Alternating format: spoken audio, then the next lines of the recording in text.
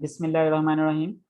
आज हमारा lecture number 4 है, जिसमें हमने कीवर्ड रिसर्च को स्टडी करना है और हमने ये देखना है कि ये कीवर्ड होते क्या हैं, कीवर्ड कितनी तरह के हैं, इनको कैसे रिसर्च की जाती है, कैसे ऐसे कीवर्ड हमने फाइंड आउट करने हैं जिनका हमें ज़्यादा से ज़्यादा प्रॉफिट हो, फायदा हो। ठीक है, बेसिकली हमारा मेन मकसद ये है कि हमने ऐसे कीवर्ड निकालने हैं जो ज़्यादा से ज़्यादा प्रॉफिटेबल हों। जितने ज्यादा प्रॉफिटेबल कीवर्ड्स होंगे उतना ज्यादा हमें फायदा होगा। ओके, अब सबसे पहला क्वेश्चन ये है कि कीवर्ड होता क्या है, व्हाट इज अ कीवर्ड। ठीक है, कीवर्ड भी इसको कह सकते हैं, इसको सर्च क्यूरी भी हम कहते हैं। ठीक है, कीवर्ड बेसिकली एक ऐसा वर्ड है या ऐसा फ्रेज है जो गूगल पर सर्च किया जाता है। गूगल पर डिफरेंट तरह के लोग आकर उसको सर्च करते हैं। ठीक है, अब बेसिकली हम ये कीवर्ड रिसर्च क्यों कर रहे हैं, कोई मुझे बता सकते हैं? Why we need this keyword research?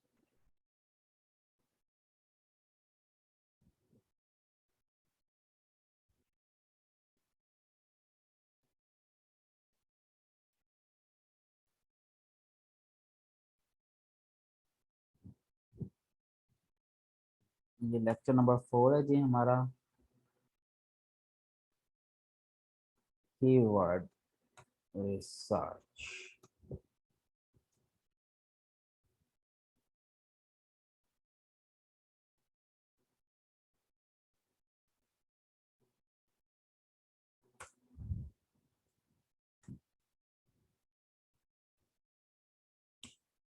अच्छा जी, हम ये कीवर्ड रिसर्च क्यों कर रहे हैं जी?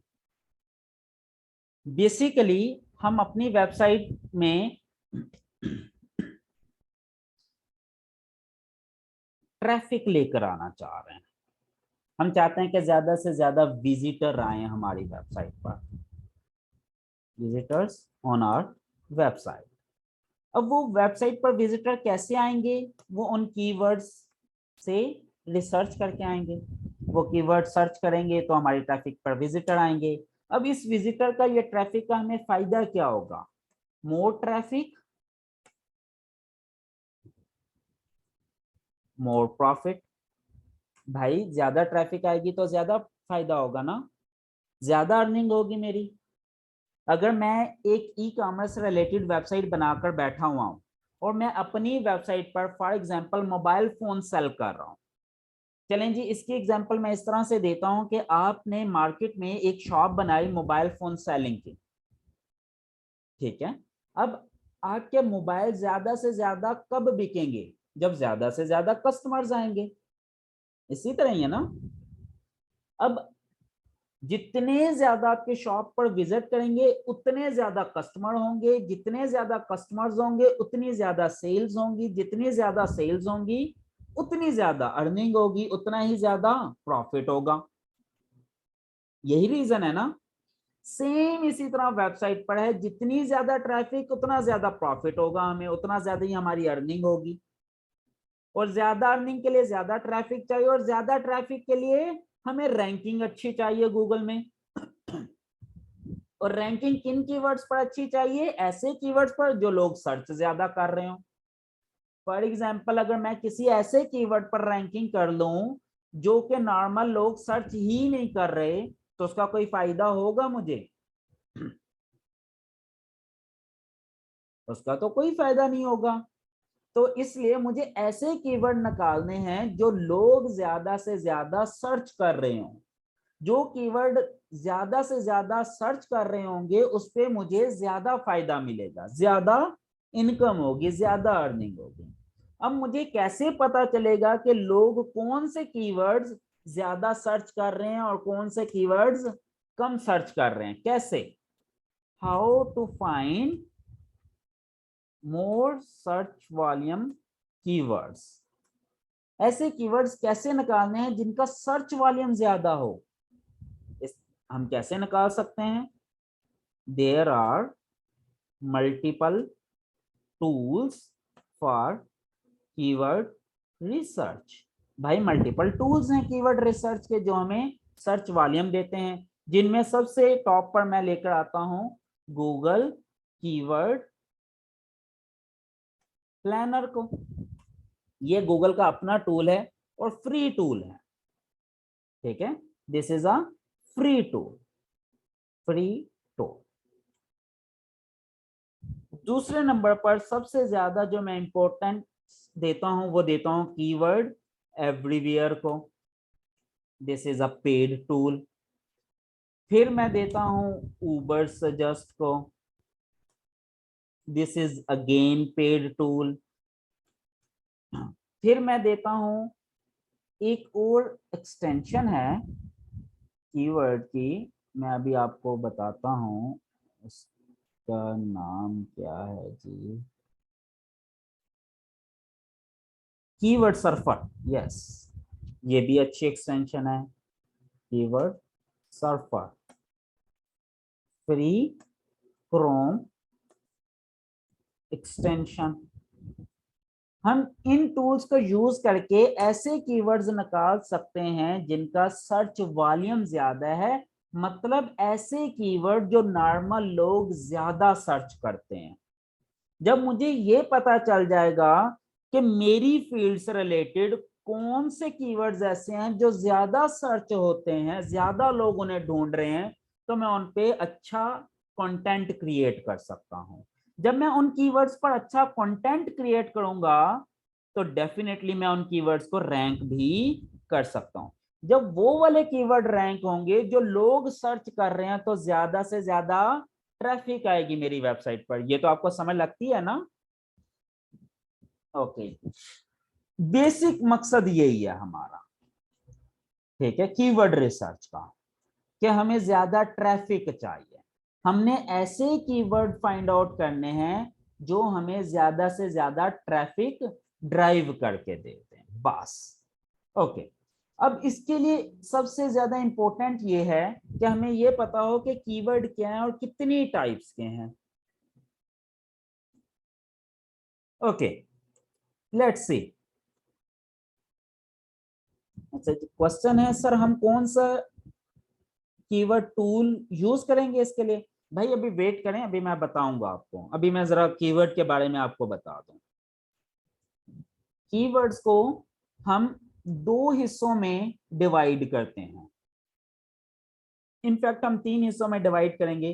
The one is general keywords, seasonal keywords और न्यूज कीवर्ड्स, ठीक है। ये लास्ट टाइम भी मैंने आपको बताई थी कि बेसिकली हम इन तीन टाइप्स में इसको कन्वर्ट कर लेते हैं।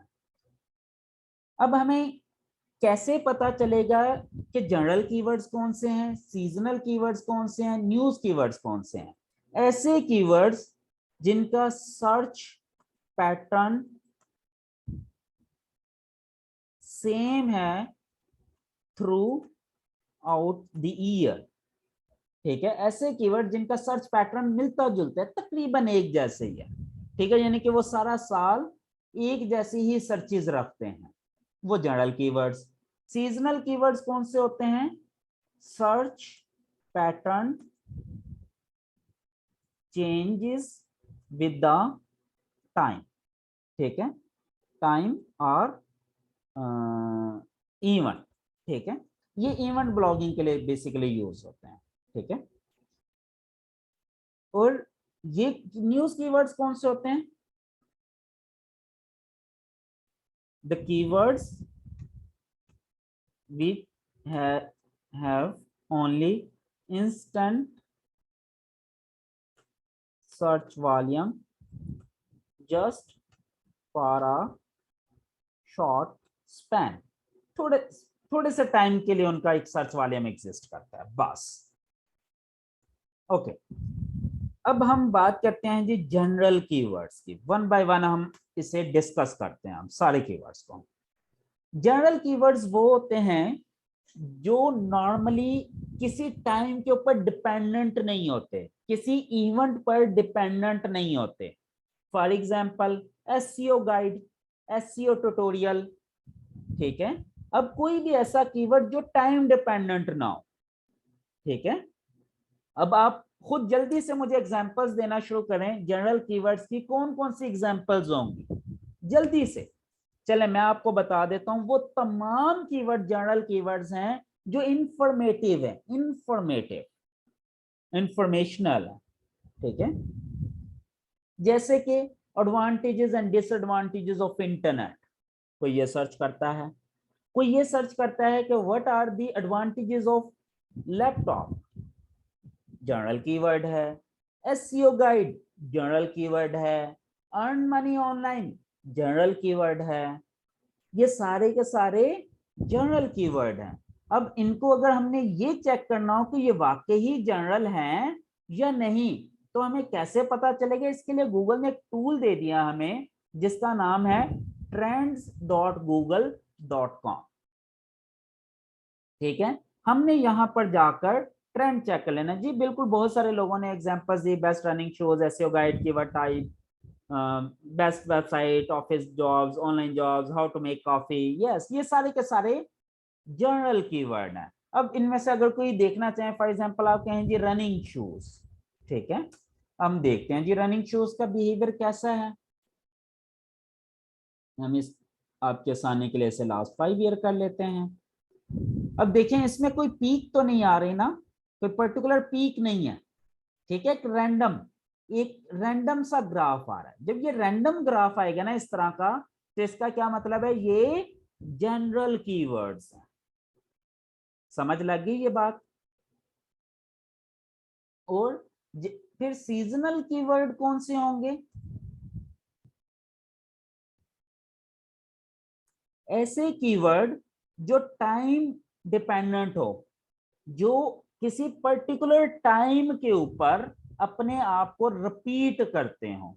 यस, जैसे mango, mango is a seasonal keyword. जैसे मैंगो का भी एक सीजन होता है ना, मैंगो से रिलेटेड कीवर्ड भी सीजनल है। AC, yes, air condition.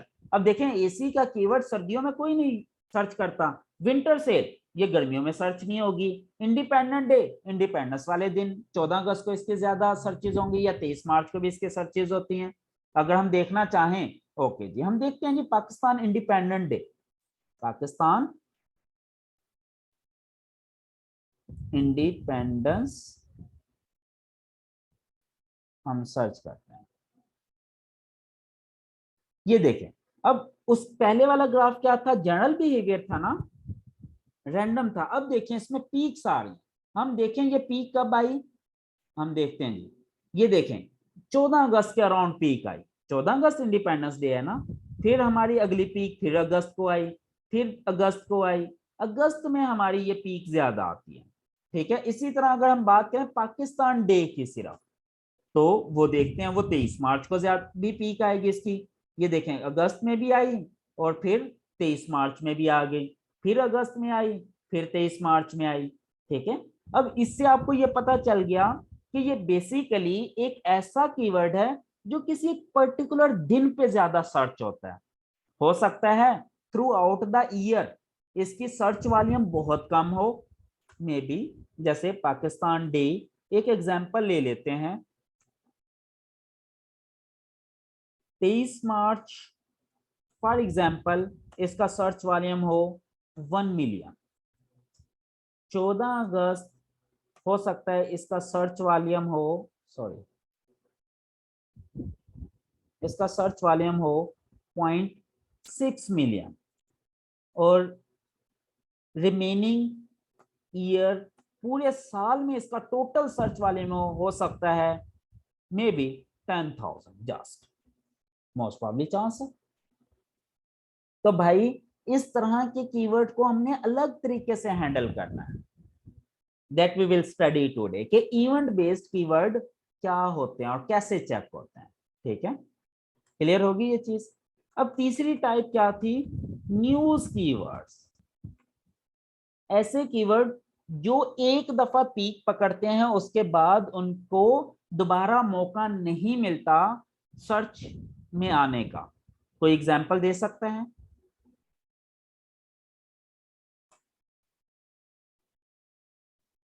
नहीं जी, इमरान खान न्यूज नहीं है जी, ये सीजनल है। कोविड भी 50-50 है। देखते हैं जी, ये देखें, ये एक एग्जांपल मैंने आप लोगों को दिया आयशा अकरम की। देखें पिछले पूरे 5 साल का मैंने रिकॉर्ड लिया, कोई सर्च वॉल्यूम नहीं है। एकदम से 18 अगस्त में इसकी पीक आती है, 18 अगस्त 2021 में, और फिर इसका सर्च वॉल्यूम क्या हो जाता है, 0। उसके बाद फिर दोबारा इसकी कहीं अक्टूबर के मिड से पहले एक पीक आती है, उसके बाद फिर इसका सर्च वॉल्यूम क्या हो जाता है, 0।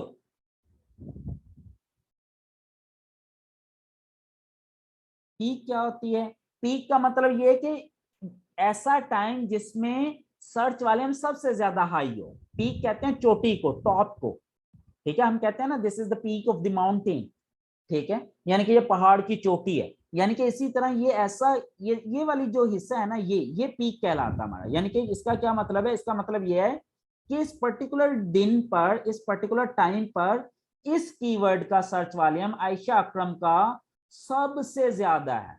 आयशा अकरम का सर्च वॉल्यूम इस वाले दिन सबसे ज्यादा था पूरी हिस्ट्री में। उसके बाद एक दफा फिर इसने थोड़ी सी पीक ली 25% पर, उसके बाद फिर डेड हो गया। इस तरह के कीवर्ड को कहते हैं न्यूज कीवर्ड, ठीक है, समझ लगी। या इसकी कोई और एग्जांपल भी दूं, पनामा लीक्स, पनामा पेपर्स, हम चलें जी सर्च करते हैं। ये देखें, ये इन टाइम इंस्टेंट पे ये पेपर आए, पीक पर थे ये। उसके बाद फिर ये केस लगा अदालत में, ये पीक पर थे। फिर जब जब इसके केस लगता था थोड़ी सी पीक आती थी, वरना ये डेड हो चुके हैं, ठीक है। ये एक ऐसे न्यूज कीवर्ड होते हैं जो एकदम से न्यूज में आते हैं, वायरल होते हैं, इनका सर्च वॉल्यूम बहुत ज्यादा हाई हो जाता है, उसके बाद ये डाउन। नहीं जी, पीएसएल न्यूज कीवर्ड नहीं है। पीएसएल जो है ये इवेंट है। इवेंट और न्यूज में थोड़ा सा फर्क है, हम देखते हैं। इवेंट में मल्टीपल पीक्स होती हैं, हर कुछ टाइम ड्यूरेशन के बाद पीक रिपीट होती हैं, ये देखते हैं। न्यूज में पीक रिपीट नहीं होती। जैसे कोई और बताए न्यूज इवेंट मुझे, news, yes PSL is seasonal. ये स्कैंडल नहीं, स्कैंडल तो देखें न्यूज की एक टाइप है ना, न्यूज कुछ भी हो सकती है, न्यूज कैन बी एनीथिंग, ठीक है।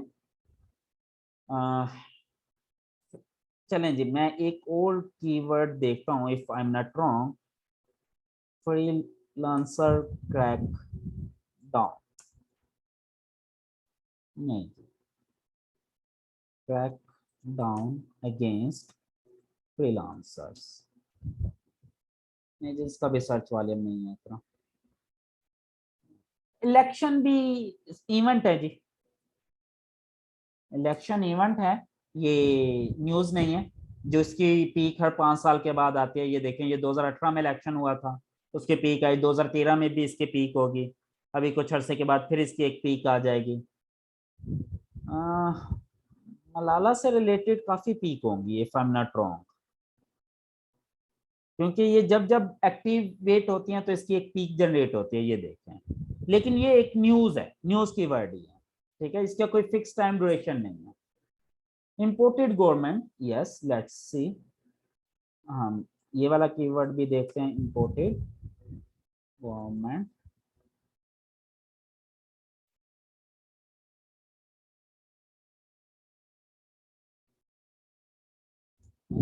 ये अच्छा, ये काफी पहले भी होता रहा है, इसके पहले भी सर्च वाले में एग्जिस्ट करता है, पहले भी ये कहीं न्यूज में रहा होगा। ठीक हो गया जी। सीजनल और इवेंट एक ही चीज है, सीजनल कीवर्ड और इवेंट कीवर्ड एक ही चीज है, ठीक है। सीजनल कीवर्ड भी उन्हीं को कहते हैं जो एक फिक्स टाइम के बाद खुद को रिपीट करते हो, और इवेंट भी यही होता है, खुद को रिपीट करते हो, जैसे ज़कात है। ज़कात एक सीजन भी है और एक इवेंट भी है, ठीक है। ये देखें, ये हर साल इसकी रमजान में पीक आती है। अब देखें, ये रमजान शुरू हुआ है, इसकी पीक आना शुरू हो गई। अब अगर मैंने ज़कात, एक छोटी सी एग्जांपल देता हूं, मैंने एक वेबसाइट बनाई ज़कात के ऊपर, मेरी वेबसाइट पूरा साल रैंक रही गूगल में, पहले पेज, पहले नंबर पर। लेकिन रमजान शुरू होने से 5 दिन पहले या एक हफ्ता पहले मेरी वेबसाइट दूसरे पेज पे चली जाती है, तो मुझे कोई फायदा होगा?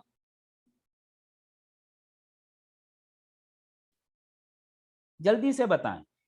पूरा साल मेरी वेबसाइट ज़कात से रिलेटेड थी, ज़कात के कीवर्ड पर टॉप पर रही, लेकिन रमजान शुरू होने से 5-7 दिन पहले डाउन हो गई। मुझे कोई फायदा नहीं होगा, मेरी वेबसाइट चाहे पूरा साल डाउन रहे, लेकिन रमजान के पहले अशरे में वो टॉप पर आ जाए, मैं पूरे साल की कमाई सिर्फ 10 दिन में कर जाऊंगा।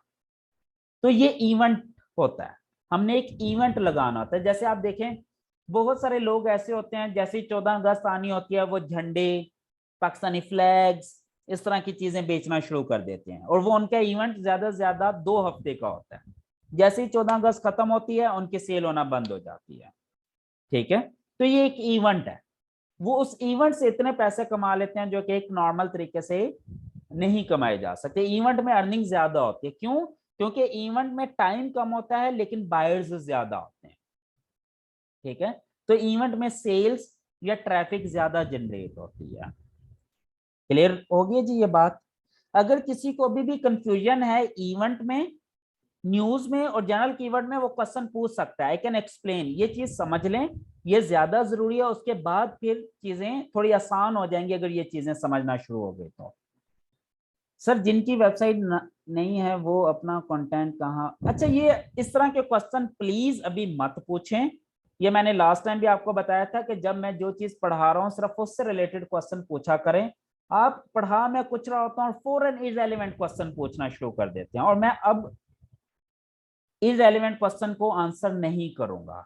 जब मैं लेक्चर खत्म कर दूंगा, ये क्वेश्चन लिख कर रखें, फिर आप पूछ लीजिएगा जितने क्वेश्चन हो, then I will answer. Okay, news event repeat नहीं होती जी, न्यूज रिपीट नहीं होती, इवेंट रिपीट होते हैं, ये जहन में रखें। न्यूज होता है कि एक दफा एक चीज हैपन होगी, बस हो गई, अब मुझे नहीं पता वो दोबारा वो न्यूज आएगी या नहीं आएगी। जैसे फॉर एग्जांपल, अल्लाह ना करे, पिछले दिनों एक न्यूज आई जी कि कोयटा में बम ब्लास्ट हुआ। भाई वो एक दफा हैपन हो गया, अब दोबारा वो होगा या नहीं होगा, नो वन नोस। तो न्यूज की एक ही पीक होती है through out the time duration. अगर वो कोई न्यूज ऐसी है जो रिकरिंग है तो वो, लेकिन उसका भी कोई फिक्स टाइम नहीं होगा। इवेंट जो होता है ना, वो टाइम फिक्स होता है और उसका हमें पहले से पता होता है कि ये इवेंट होने वाला है। पाकिस्तान इंडिपेंडेंस डे का सबको पता होता है पहले से, पाकिस्तान डे का सबको पता है पहले से, रमजान का सबको पता है पहले से। हर वो चीज जिसका हमें पहले से पता है कि ये हैपन होना है एक पर्टिकुलर टाइम इंस्टेंट के ऊपर, वो इवेंट है, ये समझ रहे हैं। और सम टाइम इवेंट कुछ ऐसे भी होते हैं जो जिंदगी में एक ही दफा होते हैं। ठीक है, लेकिन कुछ ऐसी चीजें होते हैं जिनका हमें पता नहीं होता है, जैसे यस एग्जैक्टली अर्थक्वेक। ये अभी जिस किसी ने एग्जांपल दिया अर्थक्वेक की, अब अर्थक्वेक का हमें नहीं पता कि ये अभी आने वाला है या नहीं, तो ये इवेंट नहीं है, ये न्यूज है। Earthquake is a news keyword. Yes yes yes, बिल्कुल। इसी तरह अल्लाह ना करे कोई सैलाब आ जाए, कोई बम ब्लास्ट हो, ये जितनी भी कुदरती आफात होती है ना, कुदरती आफात, ये सारे के सारे न्यूज होते हैं, ये इवेंट नहीं होते, ये जहन में रखें। ऐसी चीजें जो हम खुद जनरेट करते हैं, हम खुद इवेंट बनाते हैं इंसान, वो इवेंट होता है। जो खुद ब खुद हो जाता है, हैपन हो जाता है, वो न्यूज होती है जी। डेथ, किसी की डेथ होना, ये भी न्यूज है जी, बिल्कुल। हज इवेंट है, हज हमें पता है ना पहले से, तो ये इवेंट है जी। बीमारियां भी अब इवेंट में है जी, जितनी भी डिजीजेज हैं ये इवेंट्स हैं, क्योंकि हमें पता है कि किस मौसम में कौन सी डिजीज आने वाली है। अब अगर डेंगू की हम बात करें, मैं देखता हूं कि डेंगू के स्पेलिंग क्या है, if I am not wrong.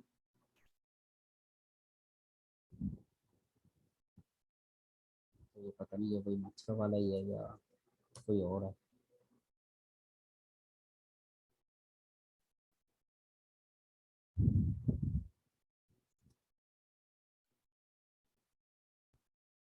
अब डेंगू का ना एक सीजन होता है, उस सीजन पर ये देखें, इस दौरान डेंगू की ना एक पीक आई हुई है।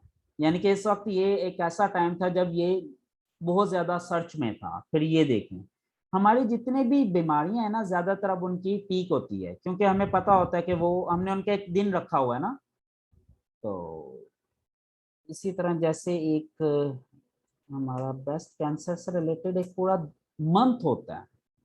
यस, ये देखिए, ये पूरा मंथ है, हर साल ये महीना हम मनाते हैं, क्योंकि इस वक्त हमारी जो खवातीन है उनकी उनमें सबसे ज्यादा जो कैंसर है वो ये वाला पाया जाता है। अल्लाह ताला इस बीमारी से हर खातून को महफूज रखे, हमारी माओ को भी, हमारी बहनों को भी। ये बड़ी एक मूजी मर्ज है, जानलेवा मर्ज है। तो ये देखें, ये एक पूरे का पूरा आपने देखा, ये न्यूज का भी एक, सॉरी, एक बीमारी और ये भी एक इवेंट है। ठीक है, तो जो चीजें हमें पहले से हमने डिफाइन कर रखी है ना, वो इवेंट है, बस सिंपल।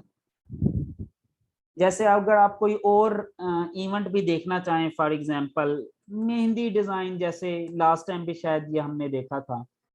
बेसिकली हमें पता है ये ईद के मौसम में ज्यादा लगाई जाती है। तो ये देखें, छोटी ईद बड़ी ईद, छोटी ईद बड़ी ईद, ये दो दो पीक है हर साल इसकी।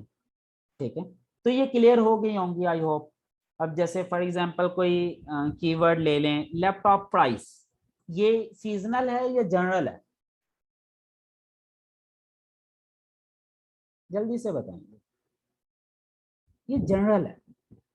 ठीक है, इसका कोई पर्टिकुलर टाइम नहीं है सर्च होने का, यानी कि ये कोई ऐसा इवेंट नहीं है जो हैपन होता हो। ये देखें आपके सामने है, इसके एक जनरल से, इसकी कोई पीक नहीं। हाँ, इस टाइम इंस्टेंट पे जाके इसका सर्च वॉल्यूम थोड़ा सा बढ़ गया ओवरऑल। ये क्यों बढ़ा, कोई रीजन बता सकता है इसकी, कि यहाँ पर जाके ये 2020 के स्टार्ट में इसका सर्च वॉल्यूम बढ़ना क्यों शुरू हो गया लैपटॉप प्राइस का? क्योंकि कोरोना आ गया, कोरोना की वजह से एजुकेशन फ्रॉम होम हो गई, वर्क फ्रॉम होम हो गया, तो हर स्टूडेंट को लैपटॉप की जरूरत पड़ी। तो लैपटॉप प्राइस का सर्च वॉल्यूम ओवरऑल एक्सटेंड कर गया। यस, कोरोना की वजह से। Yes yes exactly. तो ये समझ लग गई है ये चीज। तो इसमें कोई कंफ्यूजन तो नहीं रही अब कि ये जनरल कीवर्ड्स और सीजनल कीवर्ड, न्यूज कीवर्ड्स। अगर किसी को कोई भी कंफ्यूजन है तो वो क्वेश्चन पूछ सकता है। अगर ये चीजें आपको समझ लग गई तो आगे की चीजें समझना आपके लिए बहुत आसान हो जाएंगी, बहुत आसान। ओके गुड, गुड, सबको समझ लग गई, वेरी गुड। ओके, अब हम एक और चीज स्टडी करते हैं। कीवर्ड अगेन मल्टीपल टाइप्स के हो सकते हैं। इसमें एक टाइप और है कीवर्ड की जिसे हम कहते हैं इंफॉर्मेटिव कीवर्ड या प्रॉब्लम प्रॉब्लम सॉल्विंग। ठीक है, मैं किसी प्रॉब्लम का सॉल्यूशन ढूंढ रहा हूं। ठीक है, या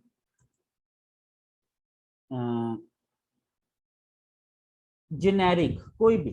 ठीक है, दूसरे ऐसे कीवर्ड हैं जिसमें सेल्स इन्वॉल्व हो जाए, एफिलिएट कीवर्ड्स भी इसे कहते हैं। ठीक है, ये दो मेजर कैटेगरी में भी हम इसको डिफाइन करते हैं। ओके जी, क्वेश्चन है न्यूज कीवर्ड्स की समझ नहीं आई।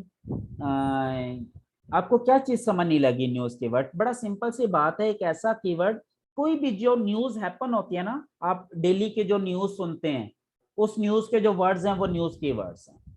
अब जो एक दफा न्यूज आपने सुन ली, अब आपको नहीं पता वो दोबारा न्यूज हैपन होगी या नहीं होगी। ठीक है, इट्स वेरी सिंपल। अच्छा, अब ये दो तरह के कीवर्ड्स हैं, हम इन दो हिस्सों में मजीद इसे डिफाइन कर लेते हैं। एक तरीका, इस तरह वाले जो कीवर्ड्स हैं इनसे हम कैसे पैसा कमाते हैं जी? गूगल एडसन्स वगैरह से, या सीपीएम मेथड। ठीक है, सीपीएम मेथड्स के थ्रू। और इनसे पैसा कैसे कमाते हैं जी?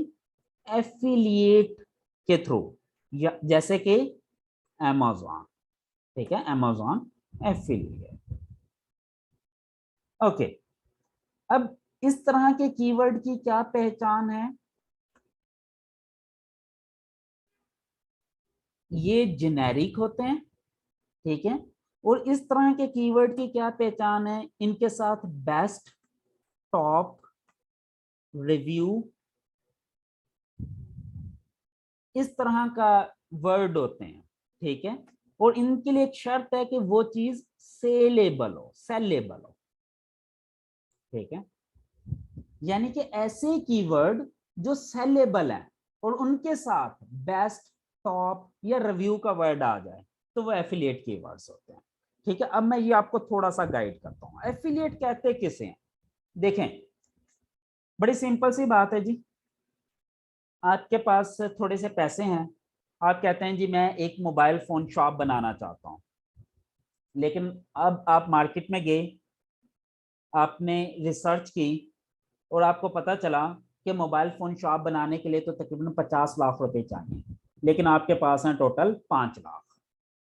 मेरी बात फॉलो कर रहे हैं? आपने मोबाइल शॉप बनानी थी, मार्केट में गए, रिसर्च की, तो आपको ये पता चला कि मोबाइल शॉप बनाने के लिए इनिशियल इन्वेस्टमेंट 50 लैक्स रिक्वायर्ड है, लेकिन आपके पास है 5 लाख। आप कहते हैं जी अच्छा, चले मैं अभी मोबाइल शॉप नहीं बनाता, लेकिन मुझे मोबाइल रिपेयरिंग करना बहुत अच्छे तरीके से आती है, तो मैं क्या करता हूं, मोबाइल बेचने की बजाय मोबाइल रिपेयरिंग शॉप बना लेता हूं। मेरी बात समझ लग रही है? आपने 5 लाख में एक बहुत अच्छी मोबाइल रिपेयरिंग शॉप बना ली और आपने देखा कि जिस मार्केट में आपने शॉप बनाई वहां पे मोबाइल सेलिंग वाली शॉप थी, और उसी मोबाइल मार्केट में आपने मोबाइल रिपेयरिंग वाली शॉप बना ली। अब आप लोगों के पास लोग आना शुरू हो गए, लोग आना शुरू हो गए मोबाइल रिपेयरिंग के लिए। अब आपकी वाकफियत बनना शुरू होगी, आपकी एक पीआर बनना शुरू होगी, एक client relationship, customer relationship build होना शुरू हो गया। अब आपने अपने कुछ क्लाइंट्स को, कुछ कस्टमर्स को बहुत अच्छा सेटिस्फाई कर लिया अच्छी कम्युनिकेशन से, अच्छी सर्विसेज से। अब कुछ लोगों के साथ आपकी दोस्तियां भी लग जाती हैं, कुछ लोगों को आप पर एतमाद भी हो जाता है। अब वो क्या करेंगे, फॉर एग्जांपल मेरा नाम अब्बास है, मैंने अब्बास मोबाइल रिपेयरिंग शॉप के नाम से एक रिपेयरिंग शॉप बना ली। अब मेरे पास एक बंदा आया और उसने मेरे से काम करवाया, वो बड़ा खुश हो गया। अब अगली दफा उसने मोबाइल खरीदना था या वो एक काम करवाने आया, मोबाइल उसका डेड हो गया, मैं उसे कहता हूँ सर न्यू खरीद लें, अब इसमें हिम्मत नहीं रही इस मोबाइल में। वो कहता है अच्छा यार आप मुझे रिकमेंड करो कौन सा मोबाइल खरीदूं, किस शॉप से खरीदूं। अब वो बंदा मुझे कह रहा है कि आप, वो मुझसे मशवरा ले रहा है। मैं उसे कहूंगा सर ये साथ ही बिलाल भाई की शॉप है, आप इनसे खरीद लें जाके, आप इन्हें मेरा नाम लीजिएगा कि अब्बास भाई ने भेजा है, वो आपको डिस्काउंट भी कर देंगे, अच्छे से गाइड भी कर देंगे और चीज भी अच्छी देंगे। वो बंदा जाता है, वो जाता है जी बिलाल साहब के पास और उसे कहता है जी अब्बास साहब ने भेजा है कि मुझे ना A51 फोन चाहिए। वो कहता है जी ठीक है जी मिल जाएगा। वो कहते हैं जी कितने का जी, 50,000 का। वो डील करते हैं, ले ले पसंद, वो अच्छा डील करता है और वो खरीद कर आ जाता है। यहां तक समझ लग गई? अब बेसिकली बैकएंड पर किया क्या होता है, मेरी मोबाइल रिपेयरिंग शॉप थी, मुझे पता था मेरे पास बहुत सारे कस्टमर ने ऐसे भी आना जो न्यू मोबाइल भी खरीदने में इंटरेस्टेड होंगे। मैं गया, बिलाल के साथ मेरी दोस्ती है, उसने शॉप बना रखी है, अब कुछ दिन गुजर गए हैं, मुझे भी वहां शॉप बनाई, हमारी दोस्ती हो गई। मैं बिलाल के पास गया, मैंने कहा बिलाल भाई अब अगर मैं आपके पास कोई कस्टमर भेजूं तो आप मेरे साथ क्या तावन करोगे? वो कहता है भाई 50,000 वाले फोन में 4,000 रुपये प्रॉफिट है, अगर आप कोई मोबाइल हमारा सेल कर देते हो तो उसमें से 2,000 आपका, 2,000 मेरा। शॉपकीपर को भी फायदा हो जाएगा ना कि उससे सेल मिल जाएगी एक मेरी वजह से, और मुझे फायदा हो जाएगा कि मुझे 2,000 कमीशन मिल जाएगा कोई चीज बिकवाने का। तो ये वाला जो प्रोसेस है इसे हम कहते हैं एफिलिएट। बेसिकली उसमें प्रोडक्ट मेरी अपनी नहीं है, मैं उस प्रोडक्ट का सेलर भी नहीं हूं, उस प्रोडक्ट का बायर भी नहीं हूं। मैं क्या कर रहा हूं कि जो वो प्रोडक्ट खरीदना चाह रहा है ना, उस बंदे को सेलर के साथ राब्ता करवा रहा हूं सिर्फ। यानी कि मैं उस शॉपकीपर के पास मोबाइल का बायर भेज रहा हूं और वो एफिलिएट हो रहा है। सिंपल, समझ लग गई है? यहां तक कंफ्यूजन तो नहीं है कोई? अब मैंने चूंकि बिलाल साहब के साथ डील कर ली, वो कहता भाई जितने भी आपके रेफरेंस से मोबाइल बिकेंगे ना उसमें 2,000 मैं आपको कमीशन दूंगा। मैंने उसे कहा कि ठीक है भाई, जब मेरे रेफरेंस से कोई बंदा आएगा ना आपने उसे अच्छे से डील करना है। क्यों? क्योंकि भाई मुझे कमीशन मिलना है। कुछ गाइड मैं करके भेज देता हूँ, कुछ शॉपकीपर करके भेज कर देता है और वो उनसे मोबाइल खरीद लेता है। शाम को जब वो हो जाते हैं मुझे भी पता चल जाता है, अब वो बिलाल साहब आते हैं, वो कहते हैं अब्बास भाई आज ना आपकी वजह से 2 फोन बिक गए, तो ये आपका 4,000 कमीशन बन गया, 2 मोबाइल का ये लें। बात समझ लगी? ये सिंपल एफिलिएट है। मैं ना बायर हूं ना मैं सेलर हूं, मैं क्या कर रहा हूं, बायर को ढूंढ रहा हूं और बायर को ढूंढकर सेलर से कॉन्टैक्ट करवा रहा हूं, बस इतना काम करना और मुझे कमीशन मिल जाना है। इसको हम कहते हैं एफिलिएट। और इस वक्त दुनिया में एफिलिएट मार्केटिंग, एफिलिएट ब्लॉगिंग का एक बहुत बड़ा ट्रेंड है। जैसा कि लास्ट टाइम भी मैंने एक एग्जांपल दी थी, हम कोई भी चीज जो सेलेबल है वो सर्च कर लेते हैं, जैसे कि बेस्ट जूसर्स हमने देखा था ना लास्ट टाइम भी। अब अगर मैं बेस्ट जूसर को सर्च करके क्लिक करता हूं तो ये एक बंदा है, उसने अपनी एक वेबसाइट बनाई है goodhousekeeping.com के नाम से। अब उसने क्या किया, उसने कहा जी मैं आपको टॉप 10 जूसर्स बताऊंगा 2022 के। अब उसने उसकी सारी डिटेल बताई। अब मैं फॉर एग्जांपल बायर हूं, मैं बाई करना चाहता हूं जूसर। उसने मुझे डिटेल बताई, मुझे एक्सप्लेन किया, कन्विंस किया, मुझे बताया कि कौन सा जूसर मशीन अच्छी है, कौन सी बुरी है। उसने गुड बैड इंट्रोडक्शन सब कुछ बता दिया और उसने साथ में ये भी बता दिया भाई यहाँ से भी खरीद सकते हो, यहाँ से भी। अब इसने क्या किया, इसने अपने एफिलिएट लिंक लगाए हुए हैं। अब ये वेबसाइट ये चीज नहीं बेच रही, बेच अमेजोन रहा है। अब मैं अगर इस पे क्लिक करूंगा तो ये मुझे कहाँ ले जाएगा, अमेजोन पर। अब अगर मैंने अमेजोन पर जाकर कोई सेल कर ली, इसको खरीद लिया, इसकी परचेज कर ली, तो वो सेल किसकी वजह से होगा, इस वेबसाइट की वजह से। अब खरीदूंगा मैं, बेचेगा अमेजोन। इस बंदे ने सिर्फ मुझे अमेजोन के साथ लिंक किया तो इसको इसका कमीशन मिल जाएगा। फॉर एग्जाम्पल अगर 5% कमीशन है और $280 की ये प्रोडक्ट है तो $14 इस बंदे को मिल जाएंगे सिर्फ कमीशन के तौर पर। मेरी बात समझ लग गई कि एक ऐसा बंदा जो ना बायर है ना सेलर है, वो दरमियान में बैठा है, वो बायर को ढूंढ के सेलर के पास रेफर कर देता है कि भाई आपको ये चीज चाहिए, उस बंदे से जाके ले लें। बस इतना काम करना है इस थर्ड पार्टी ने और उसको इसका कमीशन मिल जाना है। इसको हम कहते हैं एफिलिएट सेल्स। तो ये चीज समझ लग गई। बड़ी सिंपल सी चीज है, बड़े सिंपल अल्फाज में मैं समझा रहा हूं ताकि ये चीजें आपको इजीली आपके दिलो दिमाग में बैठ जाए। मेरा मकसद इस वक्त कोई हाई फाई वोकेबलरी यूज करना या कोई मजे मजे की टर्म्स यूज करना नहीं है। मेरा मकसद है सिर्फ जो मैं पढ़ाना चाहता हूं वो बात मैं आपके दिल में, आपके दिमाग में उतार दूं ताकि वो कभी ना भूले आपको। इसलिए मैं बिल्कुल आसान करके समझा रहा हूं, बिल्कुल आसान करके। ये चीज समझ लग गई कि मैं एक ऐसा बंदा, ना बायर ना सेलर, मैं बायर ढूंढता हूं और सेलर के साथ कॉन्टेक्ट करवा देता हूं, तो मैं एफिलिएट सेल्स कर रहा हूं। यहां तक क्लियर हो गई। अब बात आती है मैंने बायर्स को ढूंढना कैसे है। भाई उसके लिए एसईओ है। अब देखिए ना, इसने बेस्ट जूसर के ऊपर एसईओ की। अब जो बंदा बेस्ट जूसर सर्च करेगा इस पर, ये website top of the list आ जाएगी। अब भाई मैं बेस्ट जूसर क्यों सर्च कर रहा हूं, क्योंकि मैं इसको खरीदना चाहता हूं। अगर मैं इसको खरीदना चाहता हूं तो मैं इसको सर्च कर रहा हूं ना, वरना तो मैं इसको सर्च ना करता। तो मैं सेलर बन सकता हूं ना, सॉरी मैं बायर बन सकता हूं ना, I am a potential buyer. अगर मैं इसको ढूंढ रहा हूं तो इसका मतलब यह है कि मैं इसको खरीदना चाहता हूं। अब इस बंदे ने कहा कि अगर आप बेस्ट जूसर ढूंढ रहे हैं ना, तो मैंने 10 तरह की जूसर मशीन्स का रिव्यू लिख रखा है, आप जाएं मेरी वेबसाइट से स्टडी करें, फिर जो आपको अच्छी लगे वो खरीद लें।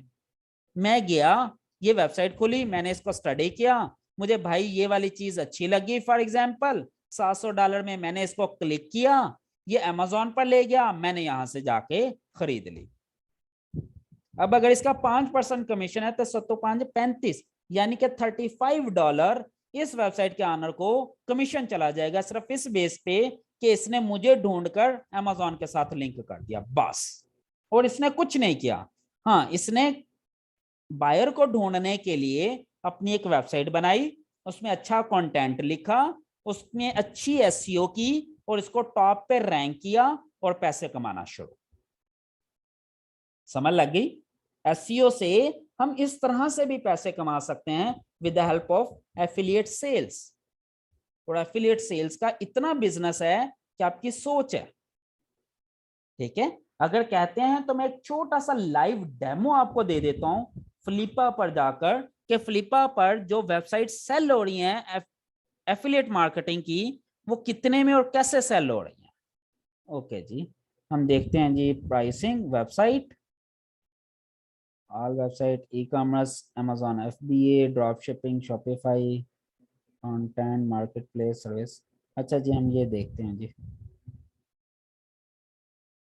ये भी आपको मैं एक एग्जांपल देने लगा हूं लाइव वो कि जी। अच्छा ये देखें जी, सबसे ऊपर, अब मैंने अभी तक कोई फिल्टर नहीं अप्लाई किया, सबसे ऊपर जो वेबसाइट खुली, ये देख सकते हैं, ये मोनेटाइजेशन इसकी किस चीज से है? आपको मेरा कर्सर नजर आ रहा है? एफिलिएट सेल्स से। और भाई ये कितने पैसे कमा रहा है एफिलिएट सेल्स से? $3,373 पर मंथ, तकरीबन $3,500 मंथली कमा रहा है वो इस वेबसाइट से एफिलिएट करके। और वो कहता है कि इसे मैं बेचना चाहता हूं, $55,000 की बिड लग चुकी है, आस्किंग प्राइस $55,000 में वो बेचना चाहता है। ओके, इसके अलावा दूसरी वेबसाइट वो भी देखें, कौन सी है? Affiliate sales. भाई ये कितने पैसे कमा रहा है? तकरीबन $14,000 से भी ज्यादा। कितने अरसे में? 1 महीने में। मंथली इनकम है उसकी मोर देन $14,000। $14,000 पता कितने बनते हैं? तकरीबन 25 लाख पाकिस्तानी हर महीने कमा रहा है वो एक वेबसाइट से, just with the help of affiliate sales. और इसकी प्राइस क्या है? तकरीबन $5 लाख। $5 लाख का मतलब है तकरीबन 9 करोड़, 9-10 करोड़। भाई सोच लें दुनिया कहां पे पहुंच गई है। और हम अभी तक इस चक्कर में बैठे हैं कि हमें यही नहीं पता कि एसईओ क्या है, एसईओ कैसे करनी है, कीवर्ड्स क्या है। हम बहुत पीछे हैं अभी। तो समझ लग रही है?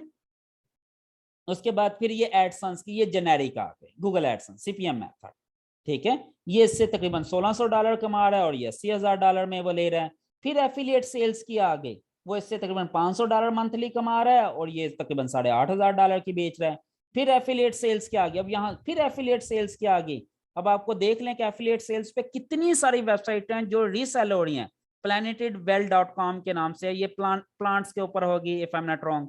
और ये तकरीबन $3,000 से ज्यादा मंथली कमा रहा है और $1,10,000 में इसको सेल करने के लिए तैयार है। फिर एडसन्स की आ गई, फिर ई कॉमर्स की आई, फिर एफिलिएट सेल्स की आ गई। अब देखें ये भी $4,000 मंथली कमा रहा है एफिलिएट सेल से और तकरीबन $1.5 लाख में वो बेचने को तैयार। फिर ड्रॉप शिपिंग की आ गया, ठीक है, फिर एफिलिएट सेल्स की आ गई। तो आपको अंदाजा हो गया कि एफिलिएट सेल्स की कितनी वेबसाइट्स एग्जिस्ट करती हैं जो सेल हो रही हैं। तो this is a digital asset, ये आपका डिजिटल एसेट है। अगर आपकी एक अच्छी वेबसाइट सेल हो जाए तो आप करोड़ों कमा सकते हैं, करोड़ों में बिकती हैं ये वेबसाइट्स। लेकिन उसके लिए जरूरी है कि आप मेहनत करें। ये दिखने में जितना अच्छा है ना उतना ही मुश्किल भी है। मुश्किल नहीं है, आसान, लेकिन मेहनत का काम है, मेहनत का काम है, ये ज़हन में रखें। मेहनत करनी पड़ेगी लेकिन आप कर लेंगे इंशाल्लाह। ये एसईओ की बेस पे रैंक हो रही हैं जी। जितनी ज्यादा आपकी वेबसाइट की अच्छी एसईओ होगी उतने ज्यादा कीवर्ड रैंक करेंगे। जितने ज्यादा कीवर्ड रैंक करेंगे उतनी ज्यादा आपकी ट्रैफिक आएगी और जितनी ज्यादा ट्रैफिक आएगी उतनी ज्यादा आपकी अर्निंग होगी। जैसे देखें ये कीवर्ड है ना बेस्ट जूसर, तो बेस्ट जूसर्स पर goodhousekeeping.com रैंक हुई है। तो गुड हाउसकीपिंग का जो बेस्ट जूसर कीवर्ड है ये रैंक हुआ है। आपको मैं जब नीच रिसर्च पढ़ाऊंगा ना तो मैं आपको एक केस स्टडी बताऊंगा एक ऐसी वेबसाइट की जिसकी मंथली इनकम करोड़ों में है, करोड़ों में मंथली इनकम। और वो मैं आपको लाइव दिखाऊंगा केस स्टडीज। तो आपको खुद पता चल जाएगा कि लोग कैसे दिनों में, महीनों में अमीर हो जाते हैं आईटी के अंदर। लेकिन नो डाउट इसके पीछे बहुत ज्यादा मेहनत भी होती है उनकी। उन्होंने 2-2, 3-3, 4-4, 5-5 साल की मेहनत होती है, फिर वो एकदम से उससे पैसा बनाते हैं। ठीक है, तो आप भी इससे पैसा कमा सकते हैं लेकिन थोड़ी सी मेहनत करनी पड़ेगी। बगैर मेहनत के पैसा नहीं कमा सकते, ये चीज ज़हन में बैठा लें। तो ये चीज समझ लगी एफिलिएट सेल्स की। बेसिकली एक ऐसा है जो कि जेनेरिक है जिसपे कोई सेल्स नहीं है, जैसे कि एडवांटेजेस ऑफ इंटरनेट। अब एडवांटेजेस ऑफ इंटरनेट में कोई सेल हो सकती है? एडवांटेजेस ऑफ इंटरनेट, अब बताएं इसमें सेल्स पॉसिबल है? नो। अब मैं कहूं बेस्ट रनिंग शूज, इसमें सेल्स पॉसिबल है? यस। ठीक है, अब मैं कहूं बेस्ट टीचर, इसमें सेल्स पॉसिबल है? नो। अब मैं कहूं टॉप 10 लैपटॉप्स, इसमें सेल्स पॉसिबल है? यस। अब मैं कहूं टॉप केमिस्ट्री प्रोफेसर्स, इसमें सेल्स पॉसिबल है? नो। अब ये चीज जहन में रखिएगा कि ऐसे कीवर्ड जिनके साथ बेस्ट का वर्ड, टॉप का वर्ड या रिव्यू का वर्ड हो, वो एफिलिएट होते हैं, लेकिन उनके लिए एक शर्त है कि वो सेलेबल भी हो। ये बेसिकली एक दफा मैंने किसी को डेफिनेशन पढ़ाई और मैंने उन्हें बताया कि आप रिसर्च करें, तो उन्होंने इस तरह के कीवर्ड भी एफिलिएट में लिख कर लिया है, बेस्ट टीचर्स, बेस्ट ये। तो मैंने कहा भाई ये तो एफिलिएट नहीं है। उन्होंने कहा जी आपने ही पढ़ाया था कि बेस्ट का जिस कीवर्ड के साथ हो, तो भाई आपने अपनी अकल भी यूज करनी है, वो सेलेबल भी हो, क्योंकि एफिलिएट के अंदर हमने सेल्स करनी है। अब टीचर तो सेल नहीं होता ना, बेस्ट टीचर्स कौन, क्या अमेजोन से टीचर बिकता है? हर वो कीवर्ड, हर वो चीज जो अमेजोन पे बिक रही है फॉर एग्जांपल, और उसके साथ बेस्ट, टॉप या रिव्यू का वर्ड है, तो समझ लें ये एफिलिएट कीवर्ड है, सिंपल।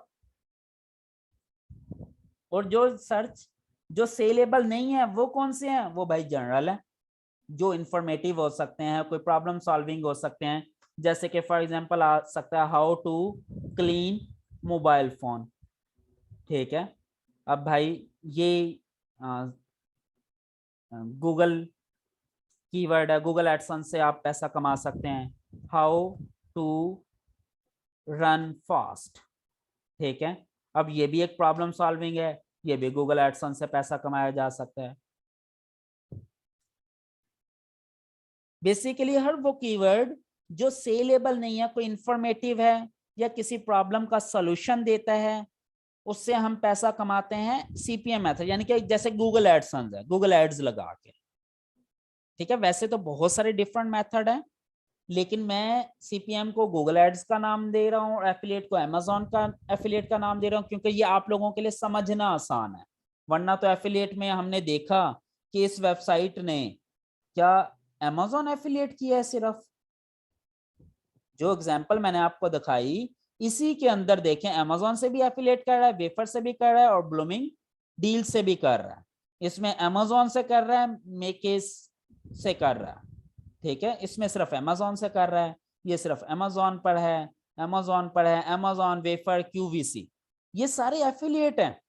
लेकिन अमेजोन चूंकि लोगों ने ज्यादा सुन रखा है, इसलिए मैं अमेजोन का वर्ड यूज कर रहा हूँ। और इसी तरह गूगल एडसेंस का नाम ज्यादा सुन रखा है। अब ये देखें जी, अब ये बंदा क्या सिर्फ एफिलिएट से पैसा कमा रहा है? नो, ये एडसेंस से भी पैसा कमा रहा है। ये देखें, ये एड्स लगी हुई है ना, इसने एड्स भी लगा रखे हैं, ये देखें ये एड्स भी लगा रखे हैं। जैसे मैंने सेल बाबा भी आपको ओपन करके दिखाई थी एड्स।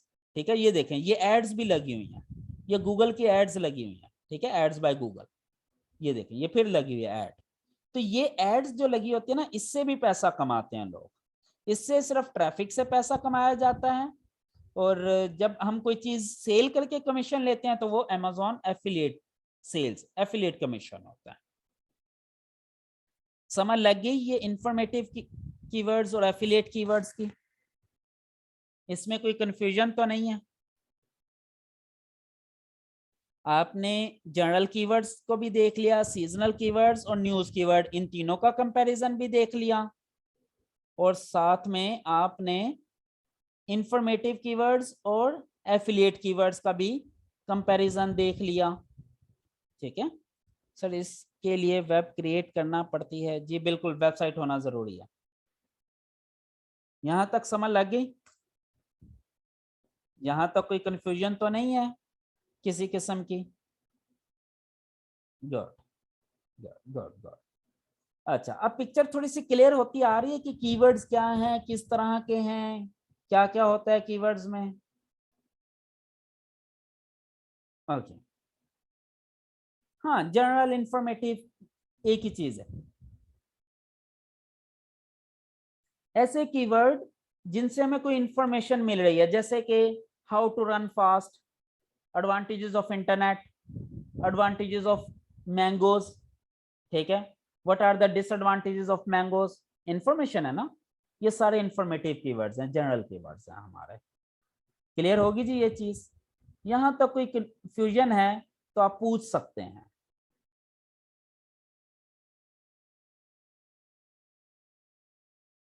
सर फिर बेस्ट एफिलिएट वेबसाइट रहेगी कि इससे एडसन्स एंड एफिलिएट दोनों से अर्निंग होती है? भाई नहीं, डिपेंड करता है ट्रैफिक के ऊपर। आप ये नहीं कह सकते कि एफिलिएट, कुछ लोग गूगल एडसन्स से भी ज्यादा पैसा कमा लेते हैं, और जरूरी नहीं होता है कि एफिलिएट के ऊपर आप एडसन्स ही लगाएं। अगर ट्रैफिक कम है या एक बड़ी एक जेनेरिक नहीं है ट्रैफिक आपके पास, सिर्फ एक सेल्स वाली ट्रैफिक है, तो हम फिर एडसन्स लगाना प्रेफर नहीं करते। ये चीजें मैं आगे बताऊंगा आपको, ठीक है। अब इसमें जो ये वेबसाइट है, इसने सारे के सारे आर्टिकल अपने सेल्स वाले भी नहीं लगाए होंगे। हो सकता है इसने कोई 30% सेल्स वाले आर्टिकल लगाए हो, 70% इंफॉर्मेटिव आर्टिकल लगाए हो। तो ये इंफॉर्मेटिव आर्टिकल में हम एडसन्स लगाएंगे और सेल्स वाले में सिर्फ एफिलिएट लगाएंगे, ताकि हमारा पेज अच्छा लगे। ये जब हम ब्लॉगिंग की तरफ जाएंगे ना, फिर हम ये चीजें सारी डिटेल में स्टडी करेंगे।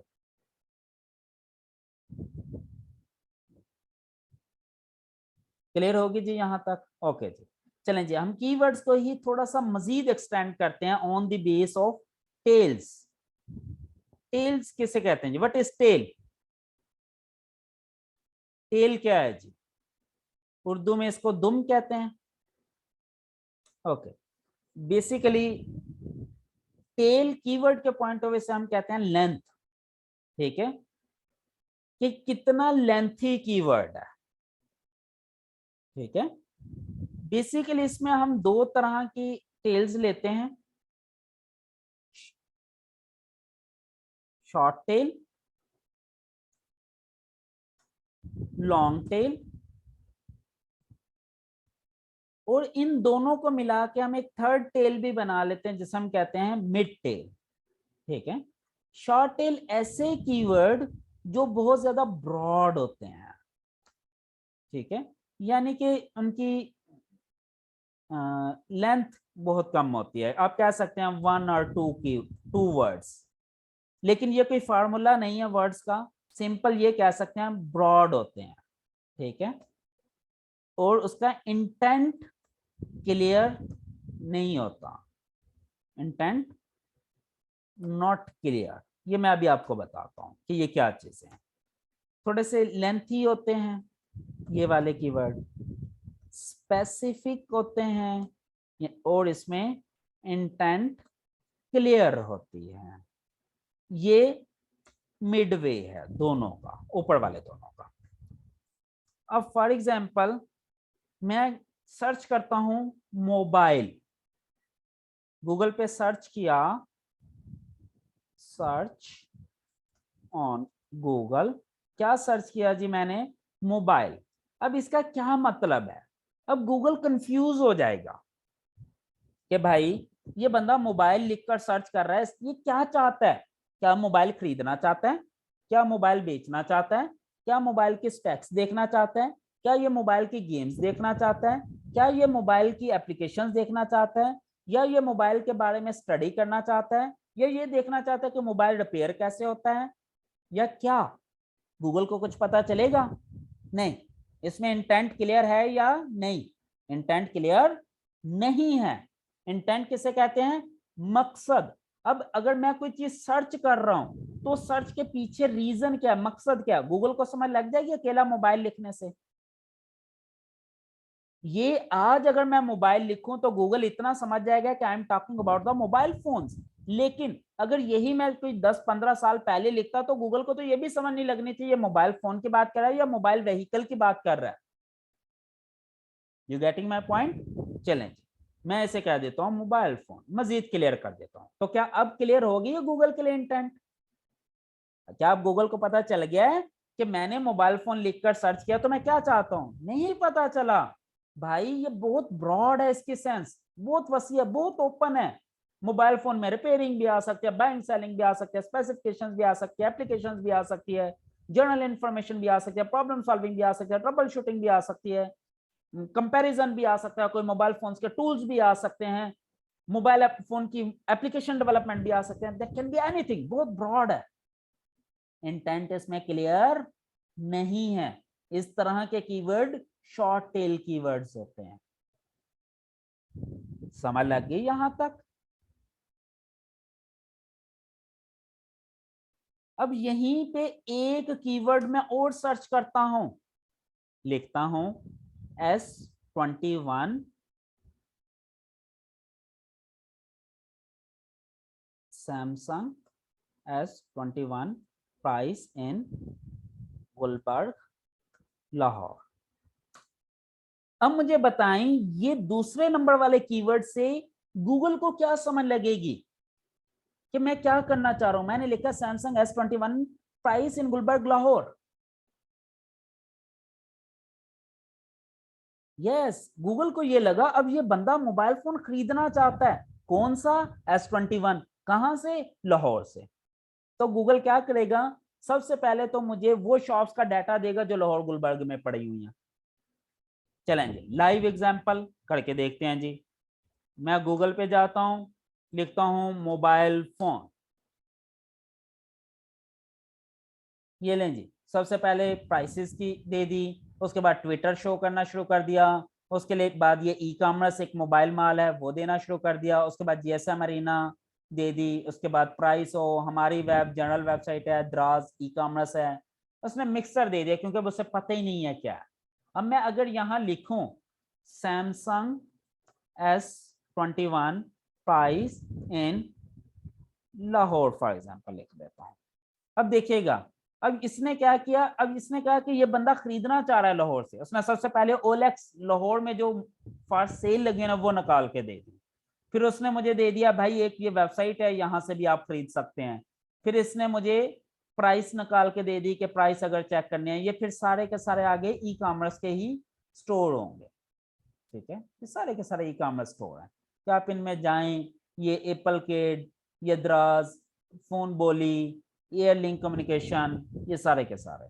ठीक है, अब अगर मैं इसको मजीद कर दूं कि इन गुलबर्ग लाहौर, अब देखिएगा ये मुझे क्या डिफरेंस देता है। इससे मुझे लोकल रिजल्ट भी शो करने चाहिए, वो उसने नहीं शो किया।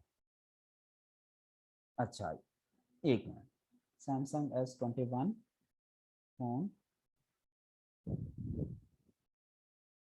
Purchase S21 Samsung in Gulberg Lahore. हाँ, अब गूगल को मजीद इंटेंट क्लियर होगी कि ये वाकई बंदा परचेज करना चाहता है, सिर्फ प्राइस नहीं देखना चाहता। तो गूगल ने क्या किया, फौरन देखें आपको उन वेबसाइट्स के सॉरी उन शॉप्स के डाटा भी दे दिया जो लाहौर के अंदर एग्जिस्ट करते हैं। ये देखें ये कहाँ करती है एग्जिस्ट, गुलबर्ग लाहौर में। ये भी देखिएगा ये भी कहीं गुलबर्ग लाहौर के इर्द गिर्द कहीं नजदीक ही होगी।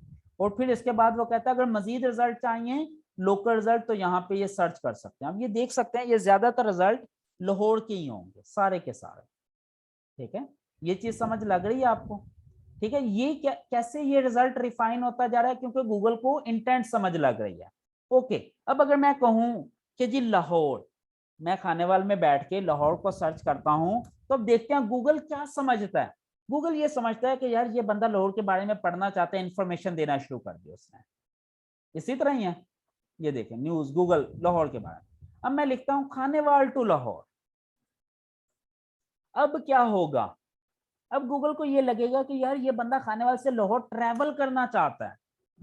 ये देखें उसने फौरन मुझे ये डाटा दे दिया कि भाई 3 घंटे 40 मिनट का सफर है मोटरवे से, ब्ला ब्ला ब्ला ब्ला, ये डाटा देना शुरू कर दिया ट्रैवलिंग का। लेकिन भाई मैं तो बाई ईयर जाना चाहता हूँ। अब ये देखें वो मुझे दे रहा है गाड़ी के थ्रू जाना है, बाई ट्रेन जाना है, किस चीज के, या रनिंग। मैं कहता हूँ train timing, Khanewal to Lahore train timing. देखें अब खानेवाल से लाहौर की सारी ट्रेनें इसने उठाई और उसके टाइमिंग, डिपार्चर टाइम और डेस्टिनेशन अराइवल। मैं कहता हूं जी खानेवाल टू लाहौर फ्लाइट्स। अब ये मुझे बाई ईयर डिस्टेंस देना शुरू कर दिया। ठीक है, और ये खुद आप अंदाजा लगा लें कि ये चीजों को डिफाइन कर रहा है on the base of search query. जैसी सर्च क्यूरी होगी तो ये गूगल क्या करता है, बेसिकली सर्च करने वाले की इंटेंट को समझता है कि इसका मकसद क्या है। You getting my point? जब गूगल को आपका मकसद समझ लग जाता है ना तो गूगल आपको सबसे अच्छा रिजल्ट देता है। तो हमने सर्च इस तरह से करनी होती है कि गूगल को चीज समझ लग जाए। ये पढ़ाना इसलिए जरूरी है। अब कुछ लोग ये सोच रहे होंगे कि इसका हमसे क्या ताल्लुक है अर्निंग से।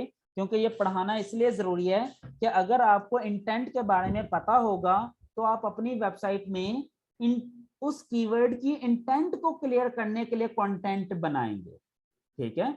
और बिलीव मी, अगर आपने इंटेंट को समझ लिया ना एसईओ के अंदर इंटेंट, तो समझ लें आप एसईओ एक्सपर्ट बन जाएंगे। अगर आपने सारी एसईओ समझ ली और इंटेंट को नहीं समझ सके तो बिलीव मी आप कभी अच्छे एसईओ एक्सपर्ट नहीं बन सकते, क्योंकि आगे जाके देखेंगे कि गूगल तो सारे का सारा काम ही इंटेंट के ऊपर कर रहा है। कभी यूजर के इंटेंट, कभी सर्च के इंटेंट, कभी कीवर्ड के इंटेंट, कभी कंटेंट के इंटेंट, कभी किसी चीज के इंटेंट, चलेगा सारा इंटेंट के ऊपर। गूगल ने ये देखना भाई इसके पीछे सोच क्या है, इसके पीछे प्लानिंग क्या है, इसके पीछे मकसद क्या है। अब जैसे देखे ना मैंने कीवर्ड अपने चेंज करता गया, गूगल ने फौरन रिजल्ट भी अपने चेंज करना शुरू कर दिए, क्योंकि उससे इंटेंट समझ आना शुरू हो गई ना। अब ये वाला जो कीवर्ड है ना मोबाइल फोन, ये आता है शॉर्ट टेल में, छोटा सा कीवर्ड है ना, ये ब्रॉड होते हैं छोटे कीवर्ड, इसमें इंटेंट क्लियर नहीं होती। ये जो लॉन्ग कीवर्ड होते हैं ना ये स्पेसिफिक होती हैं, इंटेंट क्लियर होती है। अच्छा जो शॉर्ट कीवर्ड्स होते हैं ना इसको हम गूगल एडसेंस वगैरह के लिए ज्यादा प्रेफर करते हैं, और जो एफिलिएट के लिए होते हैं ना, सेल्स के लिए, वो specific keyword, sales specific keyword उठाते हैं, इसको हम मनी कीवर्ड भी कहते हैं। ये नॉर्मली जो होते हैं ना ये हमारे मनी कीवर्ड्स भी होते हैं, ऐसे कीवर्ड्स जिसने हमें डायरेक्ट इनकम क्रिएट करके देनी है, डायरेक्ट पैसे कमा के देने हैं। समझ लग रही है बात? जैसे कि बेस्ट रनिंग शूज इन 2022, भाई ये मेरा मनी कीवर्ड है, ये मेरी साइट के लिए, क्योंकि इसने मुझे डायरेक्ट सेल्स जनरेट करके देनी है। क्लियर हुई ये बात? यहां तक कोई कंफ्यूजन है तो आप पूछ लें। ये थोड़ा सा एक ब्रीफ से इंट्रोडक्शन दे दिया मैंने कीवर्ड का, थोड़ा सा इंट्रोडक्शन। अभी बहुत सारी चीजें रहती हैं कीवर्ड के बारे में, लेकिन वो हम स्टेप बाय स्टेप पढ़ेंगे आगे। आज के इंट्रोडक्शन में मैंने इतना ही बताना है, उसके बाद अब मैं थोड़ा सा प्रैक्टिकल करके भी दिखाऊंगा आपको इन्हीं चीजों का। कोई स्पेसिफिक क्वेश्चन है तो वो पूछ लें काइंडली। ये कभी मत कहा करें कि सर रिपीट कर दें, रिपीट कुछ नहीं होता मेरे बच्चों, कभी कुछ रिपीट नहीं होता। अगर रिपीट ही करना है तो ये रिकॉर्डिंग मिल जाएगी और जाके रिकॉर्डिंग देख लीजिएगा। हाँ मैं तो यहाँ क्वेश्चंस के आंसर्स के लिए हूँ कि अगर कोई पर्टिकुलर क्वेश्चन है, कोई एक चीज है जो समझ नहीं लगी या कंफ्यूजन है वो पूछें, that I will answer you इंशाल्लाह। क्लियर होगी जी यहाँ तक? ओके अब हम थोड़ा सा मजीद देखते हैं कि कीवर्ड क्या है, वेरिएंट ऑफ कीवर्ड देखते हैं, उसके बाद फिर हम मजीद एक्सटेंड करते हैं। वेरिएंट्स ऑफ ए कीवर्ड, ठीक है। एक कीवर्ड का वेरिएंट क्या होता है? मतलब ये कि एक ही कीवर्ड को मिड टेल, मिड टेल वो उसी का मिड टेल है ना, इसका मिक्सचर होगा जो थोड़ा सा जिसमें इंटेंट थोड़ी सी क्लियर हो और थोड़ी सी ना हो। जैसे हम कहें जी मोबाइल फोन प्राइसेस, अब मुझे नहीं पता मैं क्या करना चाहता हूँ क्या नहीं, ठीक है। तो इसमें इंटेंट क्लियर नहीं है ज्यादा कि मैं कौन सा फोन खरीदना चाहता हूँ, कहाँ से खरीदना चाहता हूँ, तो ये सिंपल, ये मिडवे, ठीक है। इसमें इंटेंट थोड़ी सी क्लियर होती है, थोड़ी सी क्लियर नहीं होती है। प्राइसेस के वर्ड ने एटलीस्ट इतना बता दिया कि भाई मैं मोबाइल फोन रिपेयरिंग नहीं ढूंढ रहा, मैं मोबाइल फोन के एप्लीकेशंस नहीं ढूंढ रहा, मैं मोबाइल फोन के गेम्स नहीं ढूंढ रहा, मैं मोबाइल फोन के कलर्स नहीं ढूंढ रहा, मैं मोबाइल फोन के डिजाइन नहीं ढूंढ रहा, मैं मोबाइल फोन के स्पेक्स देख रहा हूँ या प्राइस देख रहा हूँ। अब ये नहीं पता मैं प्राइस देखना चाहता हूँ, स्पेक्स देखना चाहता हूँ, किस कंपनी की देखना चाहता हूँ, किस सिटी से देखना चाहता हूँ। इसमें यानी कि इंटेंट थोड़ी सी क्लियर हुई है लेकिन कंप्लीटली क्लियर नहीं है, ये मिड वे होते हैं। ठीक हो गया जी? क्वेश्चन है जी इंफॉर्मेटिव कीवर्ड्स कैसे लिंक करते हैं गूगल? भाई ये बहुत एडवांस क्वेश्चन पूछ रहे हैं, अभी ये मैं पढ़ाऊंगा, अभी सिर्फ मैंने ये बताया कि ये होते क्या हैं। अभी तो मैंने बताना है कि इसकी कंटेंट कवरेज कैसे होगी, या इसका कंटेंट कैसे क्रिएट होगा, वेबसाइट में इसको कैसे लेके आएंगे, एडसेंस के साथ इसको कैसे हम वो करेंगे, ये सारा कुछ बताऊंगा। ये तब बताऊंगा जब ब्लॉगिंग में जाएंगे, अभी तो एसईओ के पॉइंट ऑफ व्यू से पढ़ा रहा हूँ सिर्फ। सर अगर क्लाइंट की एक वेबसाइट हैंडल कर रहे हो और उसकी कीवर्ड रिसर्च परफॉर्म ना हो तो क्लाइंट को रेफर करना चाहिए कि एसईओ करने से पहले आपको कीवर्ड रिसर्च करवाने की जरूरत? जी बिल्कुल बिल्कुल, आपने कीवर्ड रिसर्च करके देनी है उन्हें। कैसे करके देने ये भी मैं बताता हूँ आपको थोड़ी देर में। ओके जी, कीवर्ड वेरिएंट्स क्या होते हैं? बेसिकली ऐसे वर्ड्स जो हम एक ही कीवर्ड को मुख्तलिफ तरीकों से सर्च कर सकते हैं। फॉर एग्जाम्पल ऑनलाइन जॉब, इसको हम सर्च कर सकते हैं ऑनलाइन जॉब लिखकर भी। इसको हम सर्च कर सकते हैं इंटरनेट जॉब्स लिखकर भी। इसको हम सर्च कर सकते हैं होम बेस्ड जॉब्स। ठीक है,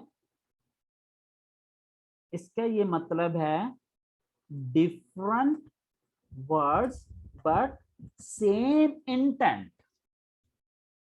वेरिएंट ऑफ ए कीवर्ड क्या हो गए कि भाई अल्फाज तो चेंज हो रहे हैं, अल्फाज, लेकिन इंटेंट, मकसद जो है ना वो सेम है।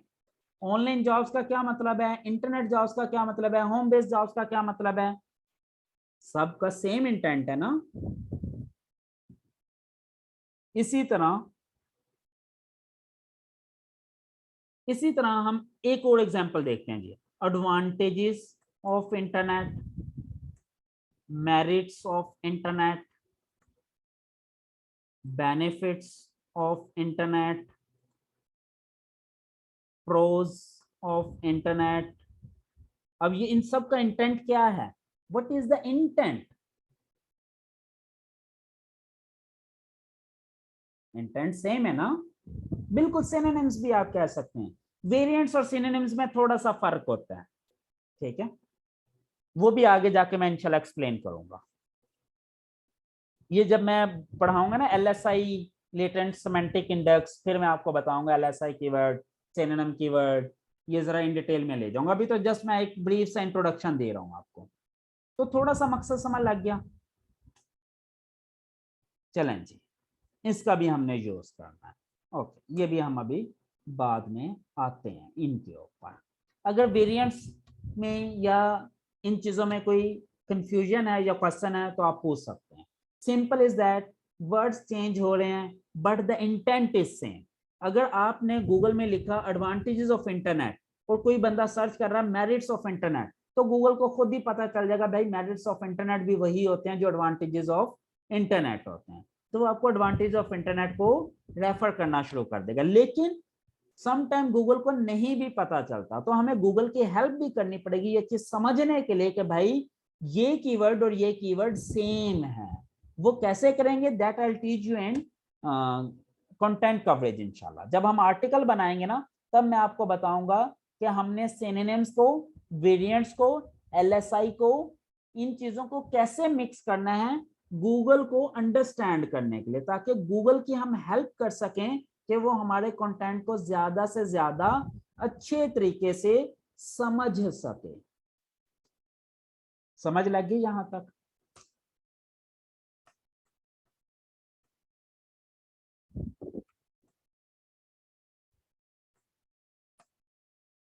ठीक हो गया जी। अब मुझे बताएं, what are the parameters of a good keyword?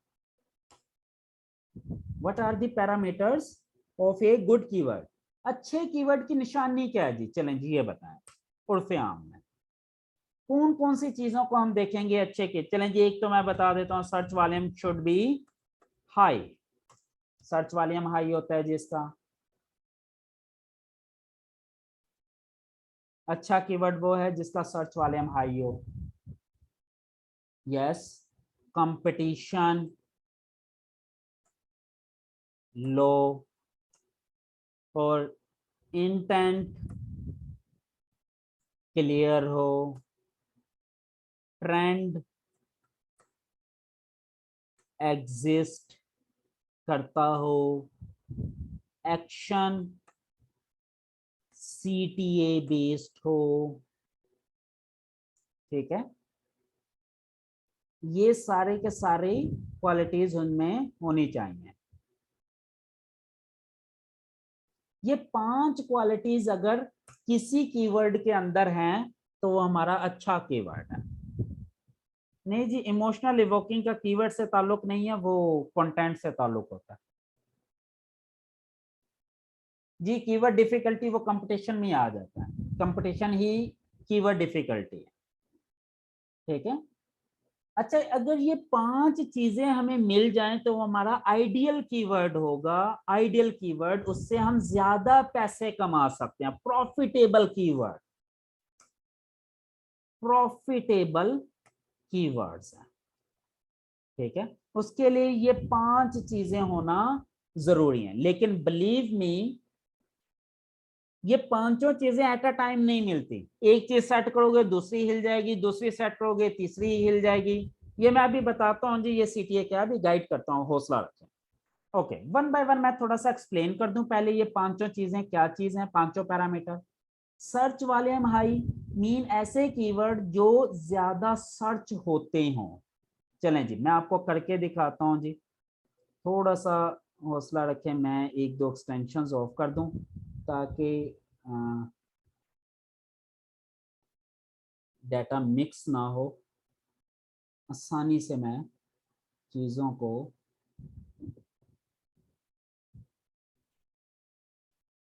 Guide कर सकूं। यस,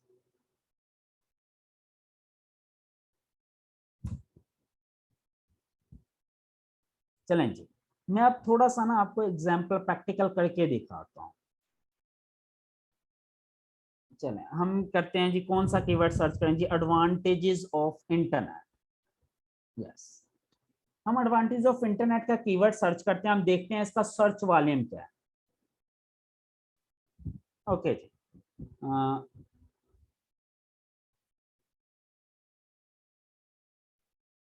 अब देखें जी, अब मेरे पास ये कीवर्ड एवरीवेयर का डाटा है, दिस इज द डाटा।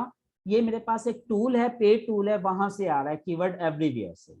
इसके अकॉर्डिंगली इसका जो सर्च वॉल्यूम है वो 49,500 यानी कि 50,000 सर्चेज हैं इसकी मंथली, दुनिया के अंदर, वर्ल्ड वाइड। इसका सर्च वॉल्यूम अच्छा है। अब अच्छा सर्च वॉल्यूम क्या है, बुरा सर्च वॉल्यूम क्या है, ये मैं आपको कल पढ़ाऊंगा, ठीक है, इसके पैरामीटर्स क्या हैं।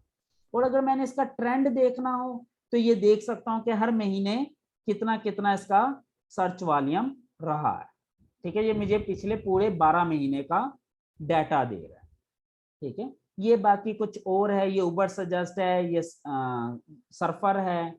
अभी हम इसको नहीं देख रहे, बल्कि मैं इसको भी ना, आपकी कंफ्यूज ना हो जाएं, मैं इसको ऑफ कर देता हूँ, सर्फर को भी ऑफ कर देता हूँ। अच्छा, चलें, बस सिंपल इतना ज़हन में रखें कि अभी हम इसको यूज नहीं कर रहे।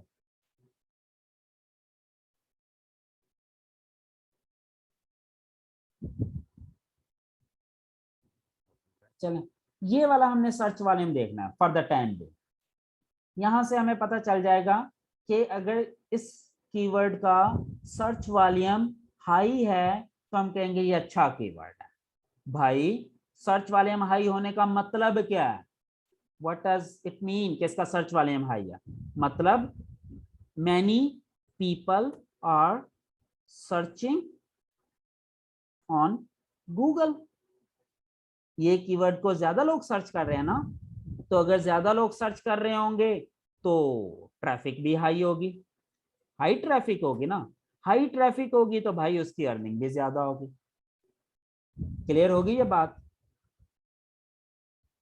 अगर सर्च वॉल्यूम ज्यादा है तो वो ज्यादा अच्छा कीवर्ड है, सर्च वॉल्यूम कम है तो वो कम अच्छा कीवर्ड है। अब देखें एडवांटेज ऑफ इंटरनेट का कितना सर्च वॉल्यूम है, 49,500 यानी कि तकरीबन 50,000।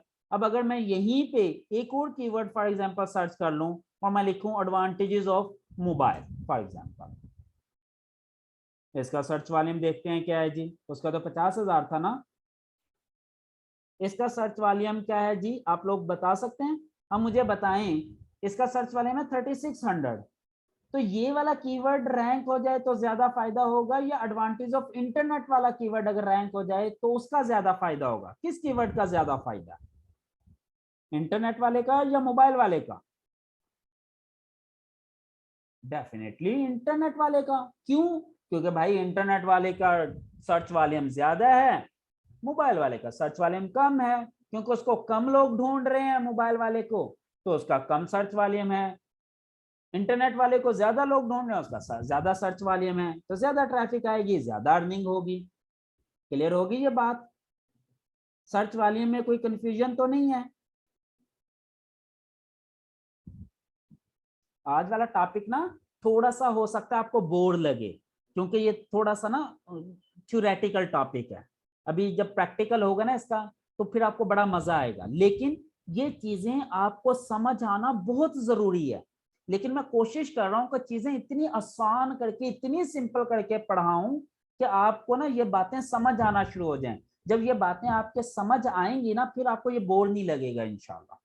ठीक है? हाँ, अगर ये समझ ना लगे ना, फिर आपको बोर लगेगा। इसलिए मैं कोई फैंसी टर्म्स नहीं यूज कर रहा, बिल्कुल फैंसी टर्म्स में नहीं जा रहा। मैं बिल्कुल एक लेमैन की तरह, एक बिल्कुल बच्चों की तरह गाइड कर रहा हूँ, समझा रहा हूँ, ताकि ये बातें आपके दिल में उतर जाए। तो इंशाल्लाह आपको फायदा भी होगा इसका।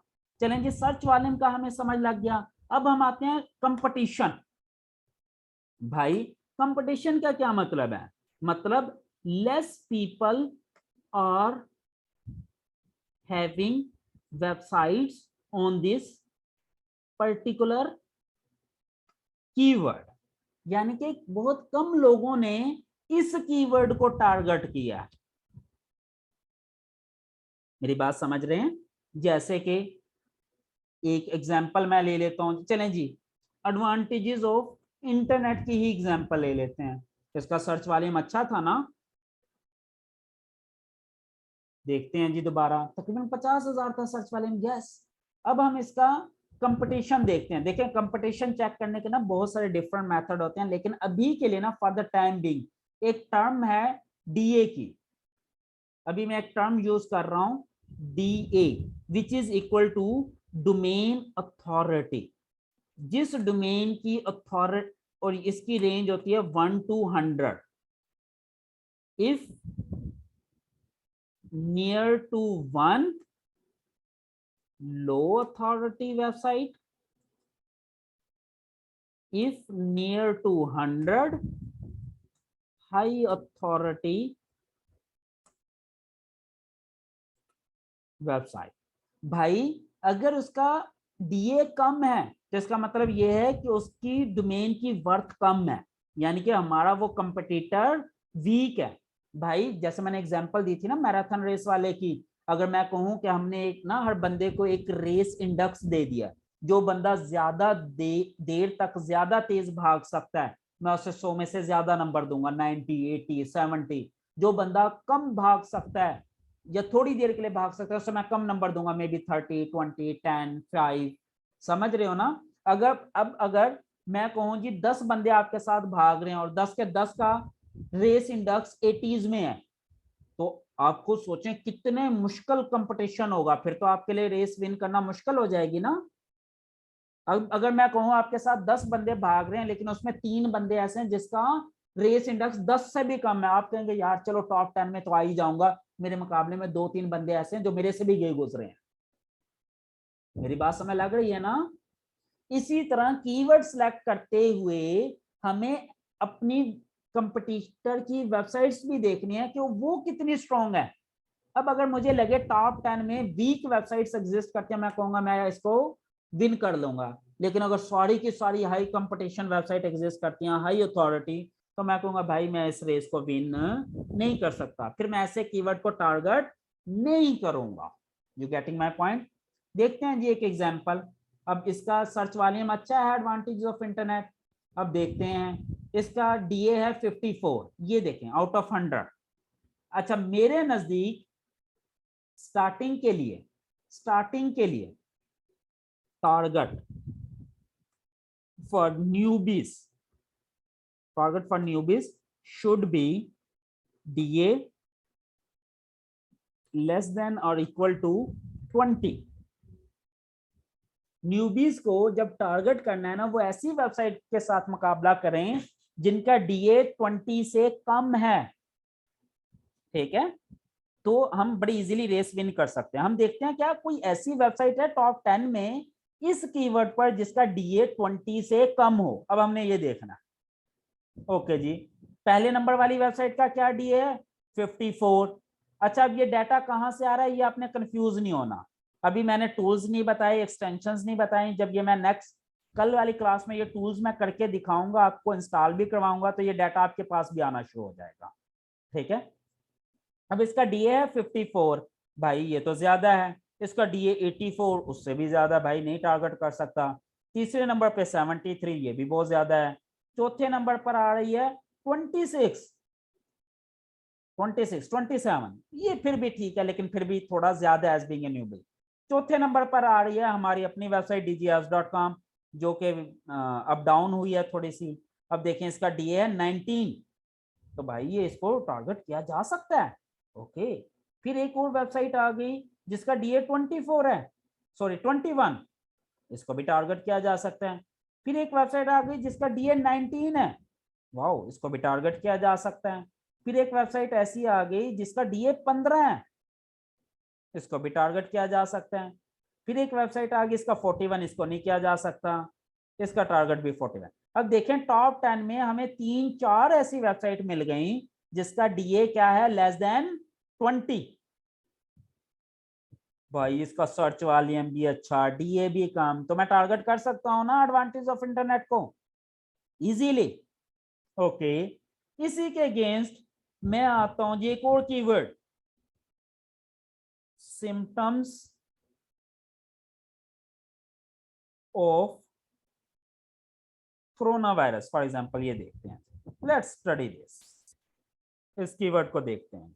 इसके पहले सर्च वॉल्यूम देखते हैं हम। सर्च वॉल्यूम है 6.3 मिलियन, वाओ, ये तो बड़ा मजे का कीवर्ड है, मजे का कीवर्ड है ना। 6.3 मिलियन यानी कि 63 लाख मंथली सर्चेज हैं इसके, अच्छा कीवर्ड है। देखते हैं जिसका कंपटीशन, पहली वेबसाइट 94, दूसरी वेबसाइट 94, फिर न्यूज आ गई, फिर तीसरी वेबसाइट 83, चौथी 93, पांचवी 91, छठी 91, सातवीं 87, 91, 95, 95, ये लें जी पहला पेज खत्म 93।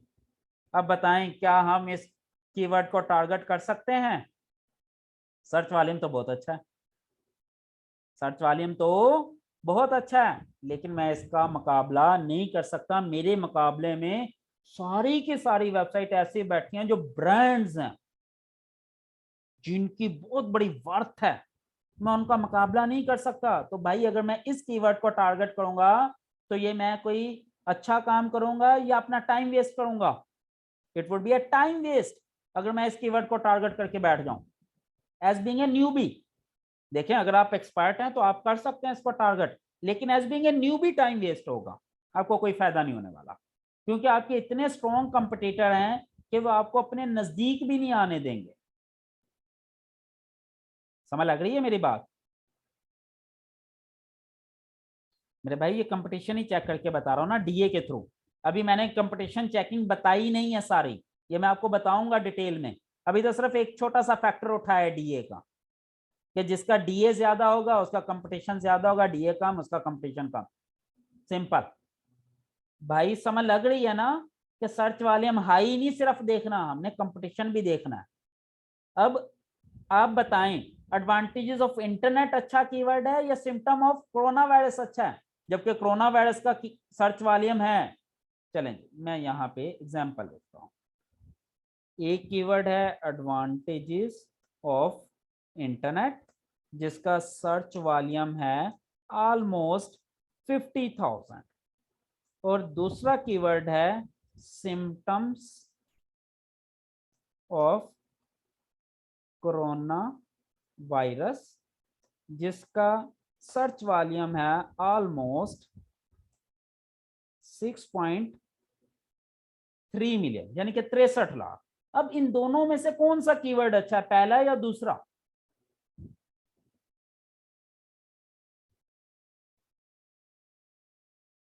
जी पहला अच्छा है, दूसरा नहीं अच्छा। क्यों? कुछ बच्चे कह रहे हैं दूसरा अच्छा है, ज्यादातर वैसे यही कह रहे हैं कि पहला अच्छा है। तो भाई मैं दूसरे को क्यों नहीं दे रहा? क्योंकि भाई दूसरे में कंपटीशन बहुत ज्यादा स्ट्रॉन्ग है। इसमें कंपटीशन क्या है? लो है, यानी कि मैं इजीली रैंक कर सकता हूं। इसमें कंपटीशन क्या है? हाई है। इस कीवर्ड का कंपटीशन लो है, इस कीवर्ड को मैं इजीली रैंक कर सकता हूं, लेकिन इस कीवर्ड का कंपटीशन बहुत हाई है, इसको मैं रैंक नहीं कर सकता। और स्टार्ट में मुझे सर्च वॉल्यूम से ज्यादा क्या चीज इंपॉर्टेंट है? कंपटीशन। सर्च वॉल्यूम चाहे कम भी हो, लेकिन लो कंपटीशन चूज करना है ताकि वो रैंक हो जाए एक दफा। अगर एक दफा मेरा कोई कीवर्ड रैंक हो गया तो मुझे हौसला मिल जाएगा। अगर भाई एक दफा आपने $2 भी चाहे कमा लिए, आपको एक हौसला तो मिल जाएगा कि yes I can do something. लेकिन अगर स्टार्ट में आपने बहुत बड़ा कंपटीशन वाला कीवर्ड उठा लिया, हो सकता है एक साल $1 ना कमा सके, एक साल में पहले पेज पे भी ना आप आ सके, तो आप हो सकता है डीमोटिवेट हो जाएं, आप इसको क्विट कर दें, गिव अप ना कर दें कहीं। इसलिए मैं हमेशा कहता हूं भाई लो कंपटीशन को प्रायोरिटी देनी है सबसे पहले। समझ लग गई? क्लियर होगी? यहां तक कोई कंफ्यूजन तो नहीं है?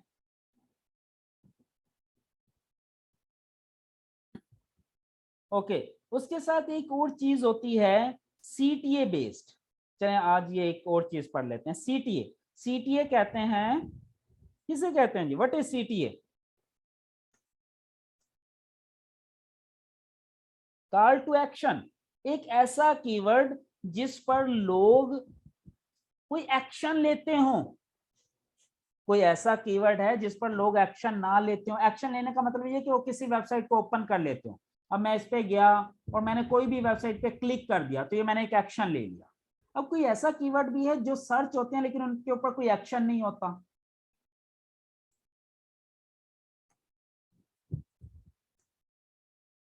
बता सकते हैं जी कौन सा ऐसा कीवर्ड है? कोई मुझे एक एग्जांपल दें जी। CTA call to action. CTA does not exist on following keywords। किन पर? कौन से ऐसे कीवर्ड हैं जिन पर कॉल टू एक्शन नहीं होता, लोग क्लिक नहीं करते? अभी तक एक भी आंसर नहीं आया। मेरा तो ख्याल था आपके दिमाग की बत्तियां चल चुकी होंगी, अब आप मेरे साथ भागना शुरू हो गए होंगे, लेकिन आपकी तो अभी भी बत्तियां बुझी हुई हैं। Yes, $8 in Pakistan. Yes, yes, USD to PKR। Yes, 2+2 = इस तरह के कीवर्ड्स हैं। जैसे देखें, अब मैं अगर कोई सर्च करूंगा USD to PKR, इसका क्या मतलब है भाई? मैं डॉलर का रेट देखना चाहता हूं ना। मैंने डॉलर का रेट तो गूगल ने मुझे खुद ही दे दिया। इसको कहते हैं गूगल ऑन इट्स ऑन। ऐसे रिजल्ट जो गूगल खुद ब खुद दिखा देता है आपको। अब जब मैंने डॉलर का रेट देख लिया तो मैं क्या जाके नीचे खोलूंगा? बहुत कम चांस है कि मे भी मैं क्लिक करूं। अब अगर मुझे 2+2 करना था, 2+2 = लिख के सर्च किया, इसने मुझे आंसर दे दिया 4 खुद ब खुद। Unit conversion. यस भाई, मैं कहूं किलोमीटर टू माइल्स, ये लें, उसने खुद ही बता दिया। भाई आप वो कहता है यहाँ माइल लिखो, यहाँ किलोमीटर बता देता है वो। ठीक है। टाइम कन्वर्जन, यूनिट कन्वर्जन, हर वो सर्च क्यूरी जिसका आंसर खुद गूगल आपको बता देता है, खुद गूगल बता देता है। जिसका क्वेश्चन का आंसर गूगल खुद आपको बता दे, उसके ऊपर लोग नॉर्मली क्लिक नहीं करते। इसको हम कहते हैं CTR। कि उसका CTR क्या है? How much CTR mean click through rate. कि उसका क्लिक थ्रू रेट क्या है? कि भाई कितने % लोगों ने क्लिक किया। यस, वोकैबुलरी भी sometime. There are many keywords, many keywords. तो इस तरह के कीवर्ड को अगर आप रैंक कर भी लेंगे तो कोई फायदा होगा आपको? आप देखते हैं जी, आपने कहा वाओ किलोमीटर टू माइल्स का सर्च वॉल्यूम कितना है, 27,40,000 मंथली। आप कहते हैं वाओ इतना ज्यादा सर्च वॉल्यूम। लेकिन जब मैं सीटीआर की बात करूंगा तो 0.1% भी सीटीआर नहीं होगा इन वेबसाइट का। क्यों? क्योंकि लोग ज्यादातर यहीं से रिजल्ट ले लेते हैं।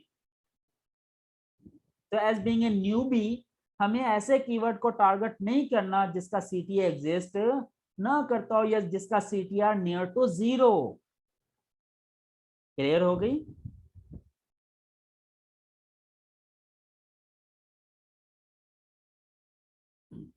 यहां तक कोई कंफ्यूजन, कोई क्वेश्चन? क्योंकि मेरे क्वेश्चन का आंसर गूगल मुझे खुद दिए जा रहा है, तो मैं कोई वेबसाइट क्यों खोलूंगा? जैसे अगर मैं कहूं कि जी who is CEO of Google, भाई लोग सर्च करते हैं जी, ये बिल्कुल करते हैं। देखते हैं इसका सर्च वॉल्यूम क्या है, डेफिनेटली एग्जिस्ट करता होगा। देखें 33,000 से ज्यादा सर्च वॉल्यूम है इसका, यानी कि हर महीने 33,000 से ज्यादा लोग सिर्फ ये सर्च करते हैं कि गूगल का सीईओ कौन है, जो कि सुंदर पिचाई है। अब आपने पूरा एक वेबसाइट बना दी who is the CEO of Google, ये अज्यूम करके कि भाई इसका सर्च वॉल्यूम बहुत हाई है। तो क्या आप में से जब अगर आपने ये देखना हो सीईओ ऑफ गूगल कौन है, तो क्या यहां जाकर आप क्लिक करेंगे? नो। क्यों? क्योंकि भाई आपको तो आंसर मिल गया ना यहाँ पे। जब गूगल ने खुद ही आपको आंसर दे दिया तो इसका सीटीआर या सीटीए एग्जिस्ट नहीं करता। तो ऐसे कीवर्ड को टारगेट नहीं करना। क्लियर हो गई मेरी बात? यहां तो कोई कंफ्यूजन तो नहीं है आपको?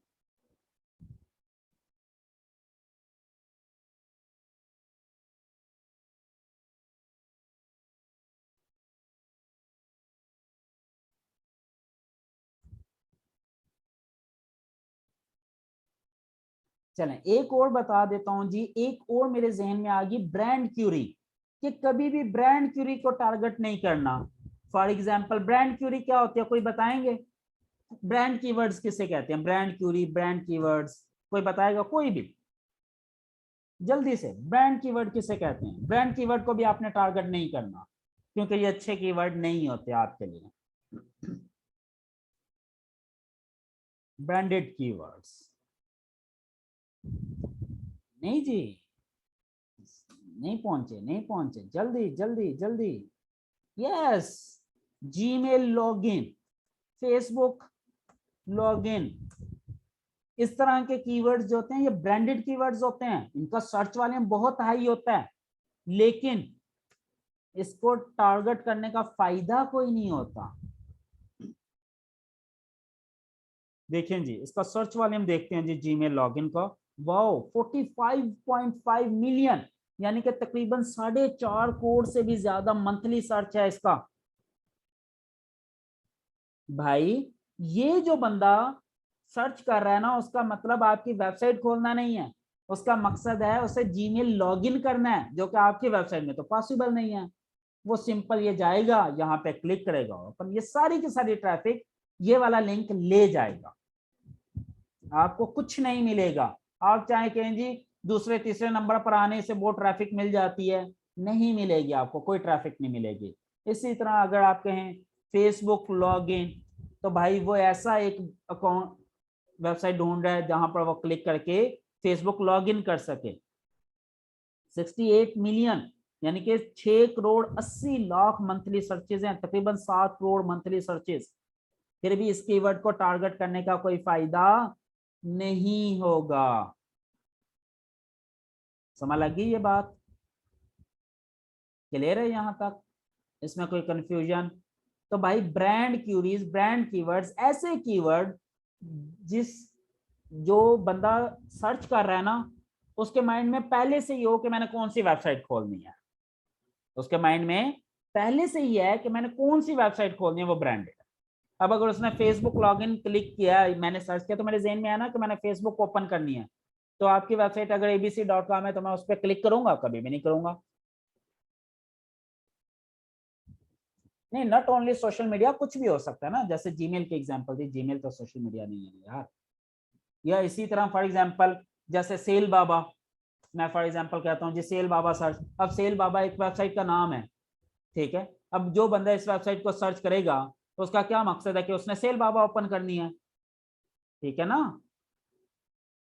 तो भाई ये एक ब्रांड कीवर्ड है, मैं इस पे टारगेट कर भी लूं, रैंक कर भी लूं तो कोई फायदा नहीं है। तो ये चीजें जहन में रखें। तो ब्रांड कीवर्ड्स आपने टारगेट नहीं करना।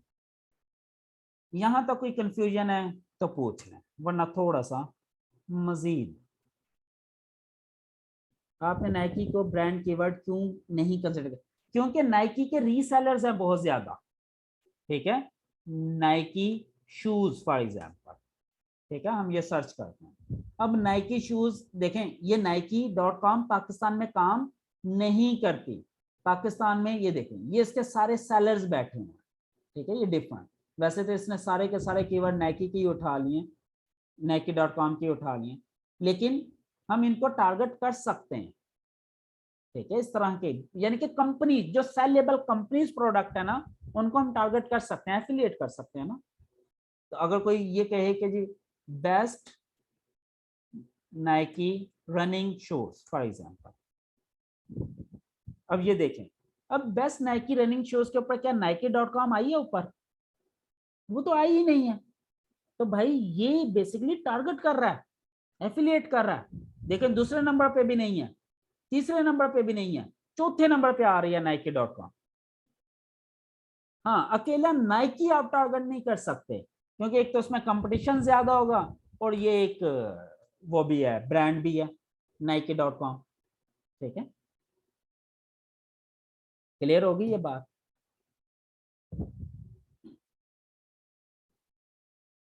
यहां तो कोई कंफ्यूजन है तो आप पूछ लें। कीवर्ड्स का ना मैंने थोड़ा सा एक ब्रीफ इंट्रोडक्शन दे दिया आपको।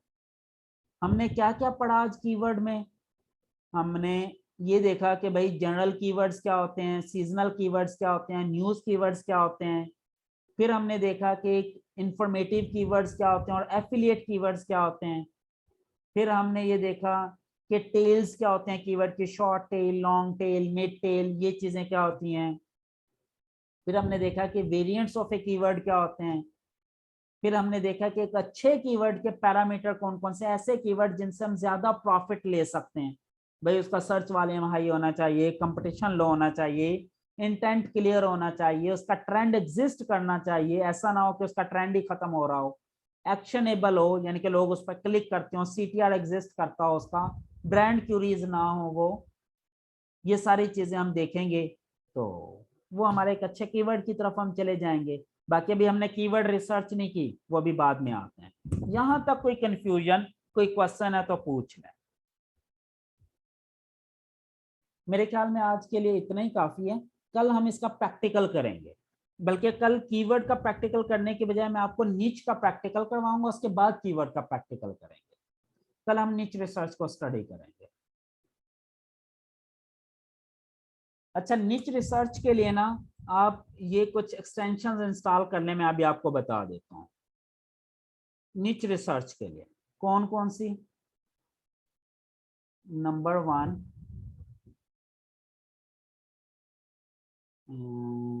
कौन से थे, हाँ, Google search counter. Google search counter. Number 2, keyword surfer. Number 3, SEO quick. Number 4, आप उबर सजेस्ट। Number 5, keyword everywhere. और कौन से चाहिए लाइक, कीवर्ड एवरीवेयर कर लें, SEO क्विक भी हो गई, उबर सजेस्ट भी हो गई, सर्फर भी हो गई। हाँ बस ठीक है। ये 5 एक्सटेंशन आपने करनी है, बल्कि ये आपने करनी है। यस, कीवर्ड सर्फर भी कर लें। यस, एसईओ क्विक भी कर लें।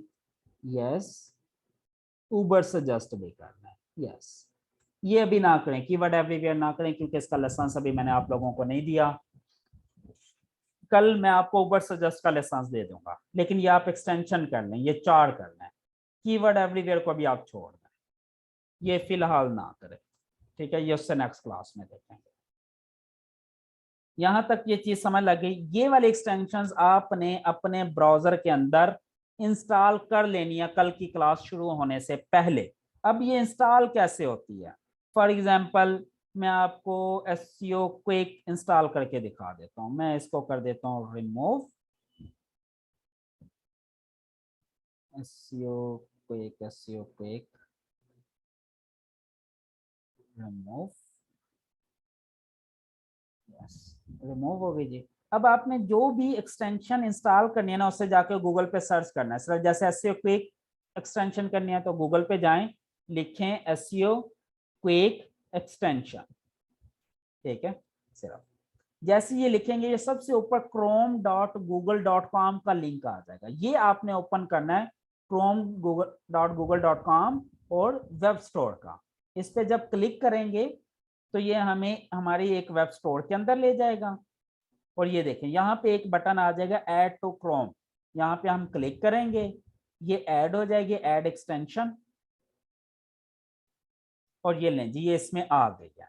और इसमें जब आ जाएगी तो ये वाला एक छोटा सा आइकॉन होता है, यहाँ पर क्लिक करें और उस एक्सटेंशन में जाके ये पड़ी हुई, ये एक पिन कर दें। पिन करने से यहाँ पर नजर आ जाएगी। अगर मैं इसको पिन रिमूव करता हूँ तो देखें यहाँ से गायब हो गई। अब मैं अगर पिन ऑन करता हूँ तो यहाँ पर आ जाती है। ठीक हो गया जी। अब अगर मैंने किसी भी वेबसाइट का ऑडिट करना हो ना, जैसे फॉर एग्जांपल dgs.com का ही डाटा लेना है, तो मेरे लिए बहुत आसान है कि मैं सिंपल इस पर क्लिक करूंगा एसईओ क्विक पर, और ये मुझे पूरा डाटा देना शुरू कर देगा मेरी ही वेबसाइट का। ठीक है, अगर मैं चाहूँ तो इसे अलग विंडो में भी ओपन कर सकता हूँ।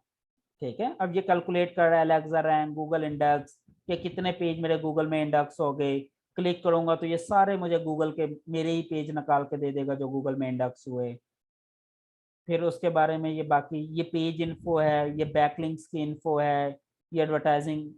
फिर ये डायग्नोसिस के बारे में ये मुझे बताता है कि भाई यूआरएल मेरा ठीक है, ये सारी चीजें, यानी कि इसमें क्या क्या सही है क्या गलत है। ये देखें, ये बड़ा मजे का टूल है, ये हम देखेंगे, इसको 1 बाय 1 स्टडी करेंगे। ठीक हो गया जी यहाँ तक। और उसके साथ साथ आपने ना कुछ वेबसाइट्स को भी यूज करना शुरू कर देना, वेबसाइट टूल्स जो आपको चाहिए। कौन कौन से अभी के लिए लिंक करने के लिए, इसके साथ लिंक होगा सेमरश। हाँ, बैकलिंक के लिए सेमरश, सेमरश का अकाउंट, मोस का अकाउंट बना लें, और उबर सजेस्ट का बना लें। ठीक है, ये 3 अकाउंट बना लें जी आप 3 वेबसाइट पे। ठीक है, फ्री वाले फिलहाल बना लें, बाद में हम देखते हैं इसको, बाद में फिर हम 1 बाय 1 स्टडी करेंगे कि ये टूल्स क्या हैं, कैसे हैं, क्यों हैं। ये नेक्स्ट क्लासेस में हम स्टडी करेंगे। क्लियर हो गया जी। एक्सटेंशन कैसे करनी है जी, मैंने अभी बता दिया, आई होप आपको क्लियर हो गया होगा कि एक्सटेंशन कैसे इंस्टॉल करनी है। सीटी एग्जिस्ट करता हो या सीटीआर, ये दोनों एक ही चीज है जी। सीटीआर तभी एग्जिस्ट करेगा जब सीटीए एग्जिस्ट करेगा, यानी कि कॉल टू एक्शन, जब उसने एक्शन लिया है, कोई क्लिक किया है, तो ही सीटीआर क्रिएट होगा ना, क्लिक थ्रू रेट। अगर क्लिक ही नहीं किया तो क्लिक थ्रू रेट नहीं क्रिएट होगा। सर आपकी स्क्रीन स्टक हो रही है, लेट शो हो रही है। अच्छा, ये स्क्रीन किसी और को भी प्रॉब्लम कर रही है या सिर्फ इन्हें ही प्रॉब्लम कर रही है? सीटीआर क्या होता है? क्लिक थ्रू रेट, यानी कि भाई 100 में से 20 बंदों ने मेरी वेबसाइट पे क्लिक किया तो इसका क्लिक थ्रू रेट होगा 20%। ठीक है, क्लियर हो गई। अगर 100 में से 10 बंदों ने क्लिक किया और 90 बंदों ने क्लिक नहीं किया तो मेरा क्लिक थ्रू रेट होगा 10%। जी आप अकाउंट तो बनाएं, कोशिश तो करें ना, उबर सजेस्ट फ्री में भी यूज हो सकता है बगैर अकाउंट के। कल मैं आपको पेड अकाउंट दे दूंगा उन बच्चों को जो पेड स्टूडेंट है, जो पेड स्टूडेंट है, कल मैं उन्हें उबर सजेस्ट का पेड अकाउंट दे दूंगा। लेकिन ये सबको नहीं मिलेगा, ये मिलेगा सिर्फ उन्हीं बच्चों को जो पेड स्टूडेंट है, ये जहन में रखिएगा, ठीक है। मैं अपना पेड अकाउंट दूंगा उन्हें।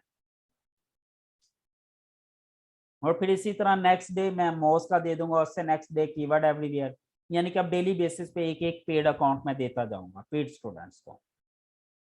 क्लियर हो गया जी ये चीज? यहाँ तो कोई कंफ्यूजन है तो मुझे बता दें, कोई भी क्वेश्चन हो तो आप पूछ सकते हैं without any hesitation.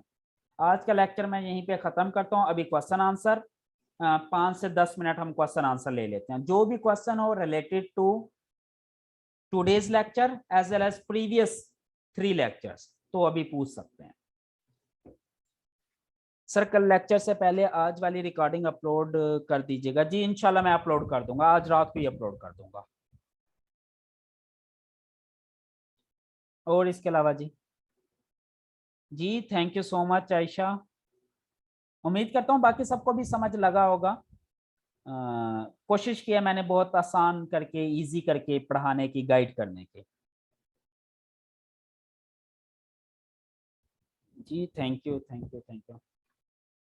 YouTube video की एसईओ भी यही है जी, वो बताऊंगा, उसमें थोड़ा सा फर्क होता है। वो जब हम एसईओ कर लेंगे फिर मैं आपको यूट्यूब से कंपेयर करके दिखा दूंगा। एक दिन में आप यूट्यूब की एसईओ समझ जाएंगे, कोई मुश्किल नहीं है।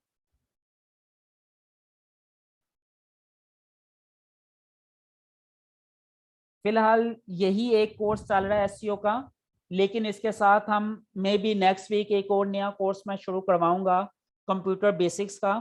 सर हिशाम सरवर साहब से मेरी डिस्कशंस हो रही थी बेसिक्स के हवाले से, तो उन्होंने मुझे अपने ग्रुप की एक्सेस दी है, जो उनका ऑफिशियल ग्रुप है। तो मैं कि जी मैं वहाँ पे वो पढ़ा सकता हूँ। तो इंशाल्लाह मे बी नेक्स्ट वीक तक मैं उसका कोर्स कंटेंट अभी बना रहा हूँ। वो कोर्स कंटेंट मैं सर हिशाम सरवर साहब को दूंगा। अगर उन्हें वो पसंद आ जाता है तो फिर इंशाल्लाह वो वाला कोर्स भी पैरेलल शुरू हो जाएगा। उसके हफ्ते में 2 क्लासेस हुआ करेंगे इंशाल्लाह। और उसमें ऐसी मज़े मज़े की चीज़ें आप सीखेंगे कि आपकी सोच है जो आपको कभी आज से पहले किसी ने बताई ही नहीं होंगी। जैसे अगर लैपटॉप खरीदना है तो भाई आपने लैपटॉप की टेस्टिंग कैसे करनी है, बड़ी एक सिंपल सी चीज है, 10 मिनट में आप पूरा लैपटॉप टेस्ट कर सकते हैं। लेकिन आपको पता भी नहीं होगा, 99% लोगों को नहीं पता होगा। लेकिन वो इंशाल्लाह जब मैं आपको गाइड करूंगा आप कहेंगे सर ये तो इतनी मजे की चीजें हैं ना कि आप देखेंगे इंशाल्लाह। वो भी हम इंशाल्लाह करेंगे। थैंक यू जी।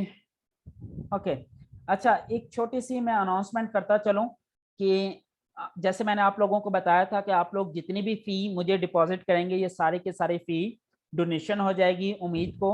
और कोशिश करें कि जिसने पेड कोर्स लेना है वो कल तक मुझे फी पे कर दे, ताकि हम इसी वीक में, वो नीडी फैमिलीज को हमने सपोर्ट भी शुरू कर देनी है इसी वीक में, ताकि ज़्यादा से ज़्यादा पैसे इकट्ठे होंगे तो ज़्यादा से ज़्यादा फैमिलीज को मैं सपोर्ट कर पाऊंगा।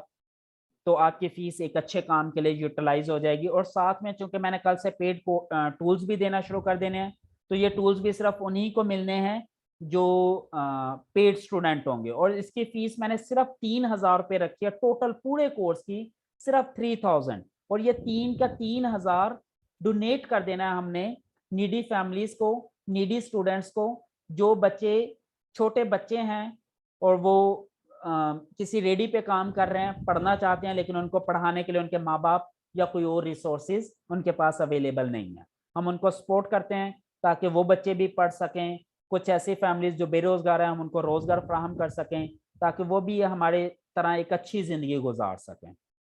तो इस पर्पस के लिए मैंने सिर्फ ये फीस रखी थी 3,000 पूरे कोर्स की, ताकि ज्यादा से ज्यादा लोगों को फायदा हो जाए। और उसके बदले में मैं अपनी पॉकेट से आपको पेड टूल्स भी लेकर दे रहा हूँ, अपनी पॉकेट से, ठीक है। तो कौन से नंबर पे सेंड करनी है ये आप मुझे व्हाट्सएप पर मैसेज कर दीजिएगा, मैं आपको अकाउंट डिटेल सेंड कर दूंगा, तो आपको पता चल जाएगा। ये मेरा व्हाट्सएप नंबर है, मैंने आपको चैट में लिख कर भेज दिया। तो आप मुझसे अकाउंट डिटेल ले सकते हैं, इजी पैसा डिटेल ले सकते हैं, जैस कैश के थ्रू भी सेंड कर सकते हैं, ठीक है। तो मैं आपको पेड कोर्स में पेड स्टूडेंट के तौर पे ऐड कर लूंगा। और दूसरी एक रिक्वेस्ट, ये एक ग्रुप है हमारा learn to earn from internet.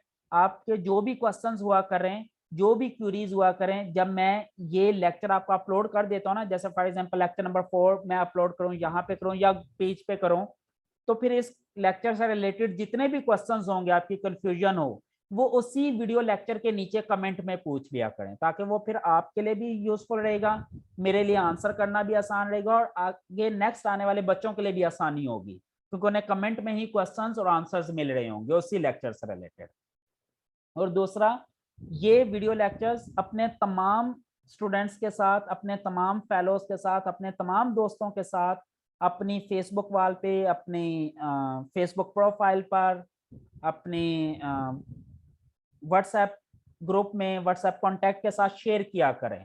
मैं ये वाला जो लेक्चर है ये अपने पेज पे अपलोड करूंगा, जहां पे शेयर का बटन भी इनेबल होगा, ताकि आप उस लेक्चर को डायरेक्ट शेयर भी कर सकें। ठीक हो गया। और ज्यादा से ज्यादा कोशिश करें इस ग्रुप में लोगों को इनवाइट करें, यहाँ पर क्लिक करके आप अपनी प्रोफाइल में जितने भी दोस्त हैं सबको इनवाइट करें, क्योंकि लास्ट टाइम भी मैंने रिक्वेस्ट की थी, लेकिन सिर्फ 4-5 बच्चों ने इनवाइट किया हुआ था, बाकी लोगों ने इनवाइट नहीं किया। अभी भी देखें यहाँ पे तकरीबन 50 से ज़्यादा स्टूडेंट ऑनलाइन लेक्चर ले रहे थे। अगर सब लोग, सिर्फ यही लोग अपने अपने कॉन्टैक्ट लिस्ट को इनवाइट करना शुरू कर दें, तो मे बी ये विद इन अ वीक हमारे 10,000 मेंबर्स हो जाएंगे। ठीक है, तो कोशिश करें ज़्यादा से ज़्यादा अपने दोस्तों को इनवाइट करें, ताकि ज़्यादा से ज़्यादा मेंबर होंगे तो ज़्यादा स्टूडेंट लाइव होंगे, जब ज़्यादा स्टूडेंट होंगे तो पढ़ने का भी मज़ा आएगा और इंशाल्लाह पढ़ाने का भी मज़ा आएगा। ठीक हो गया जी। थैंक यू सो मच जी, बहुत अच्छा लगा आज का लेक्चर मुझे पढ़ाकर। टेक केयर, अल्लाह हाफिज़।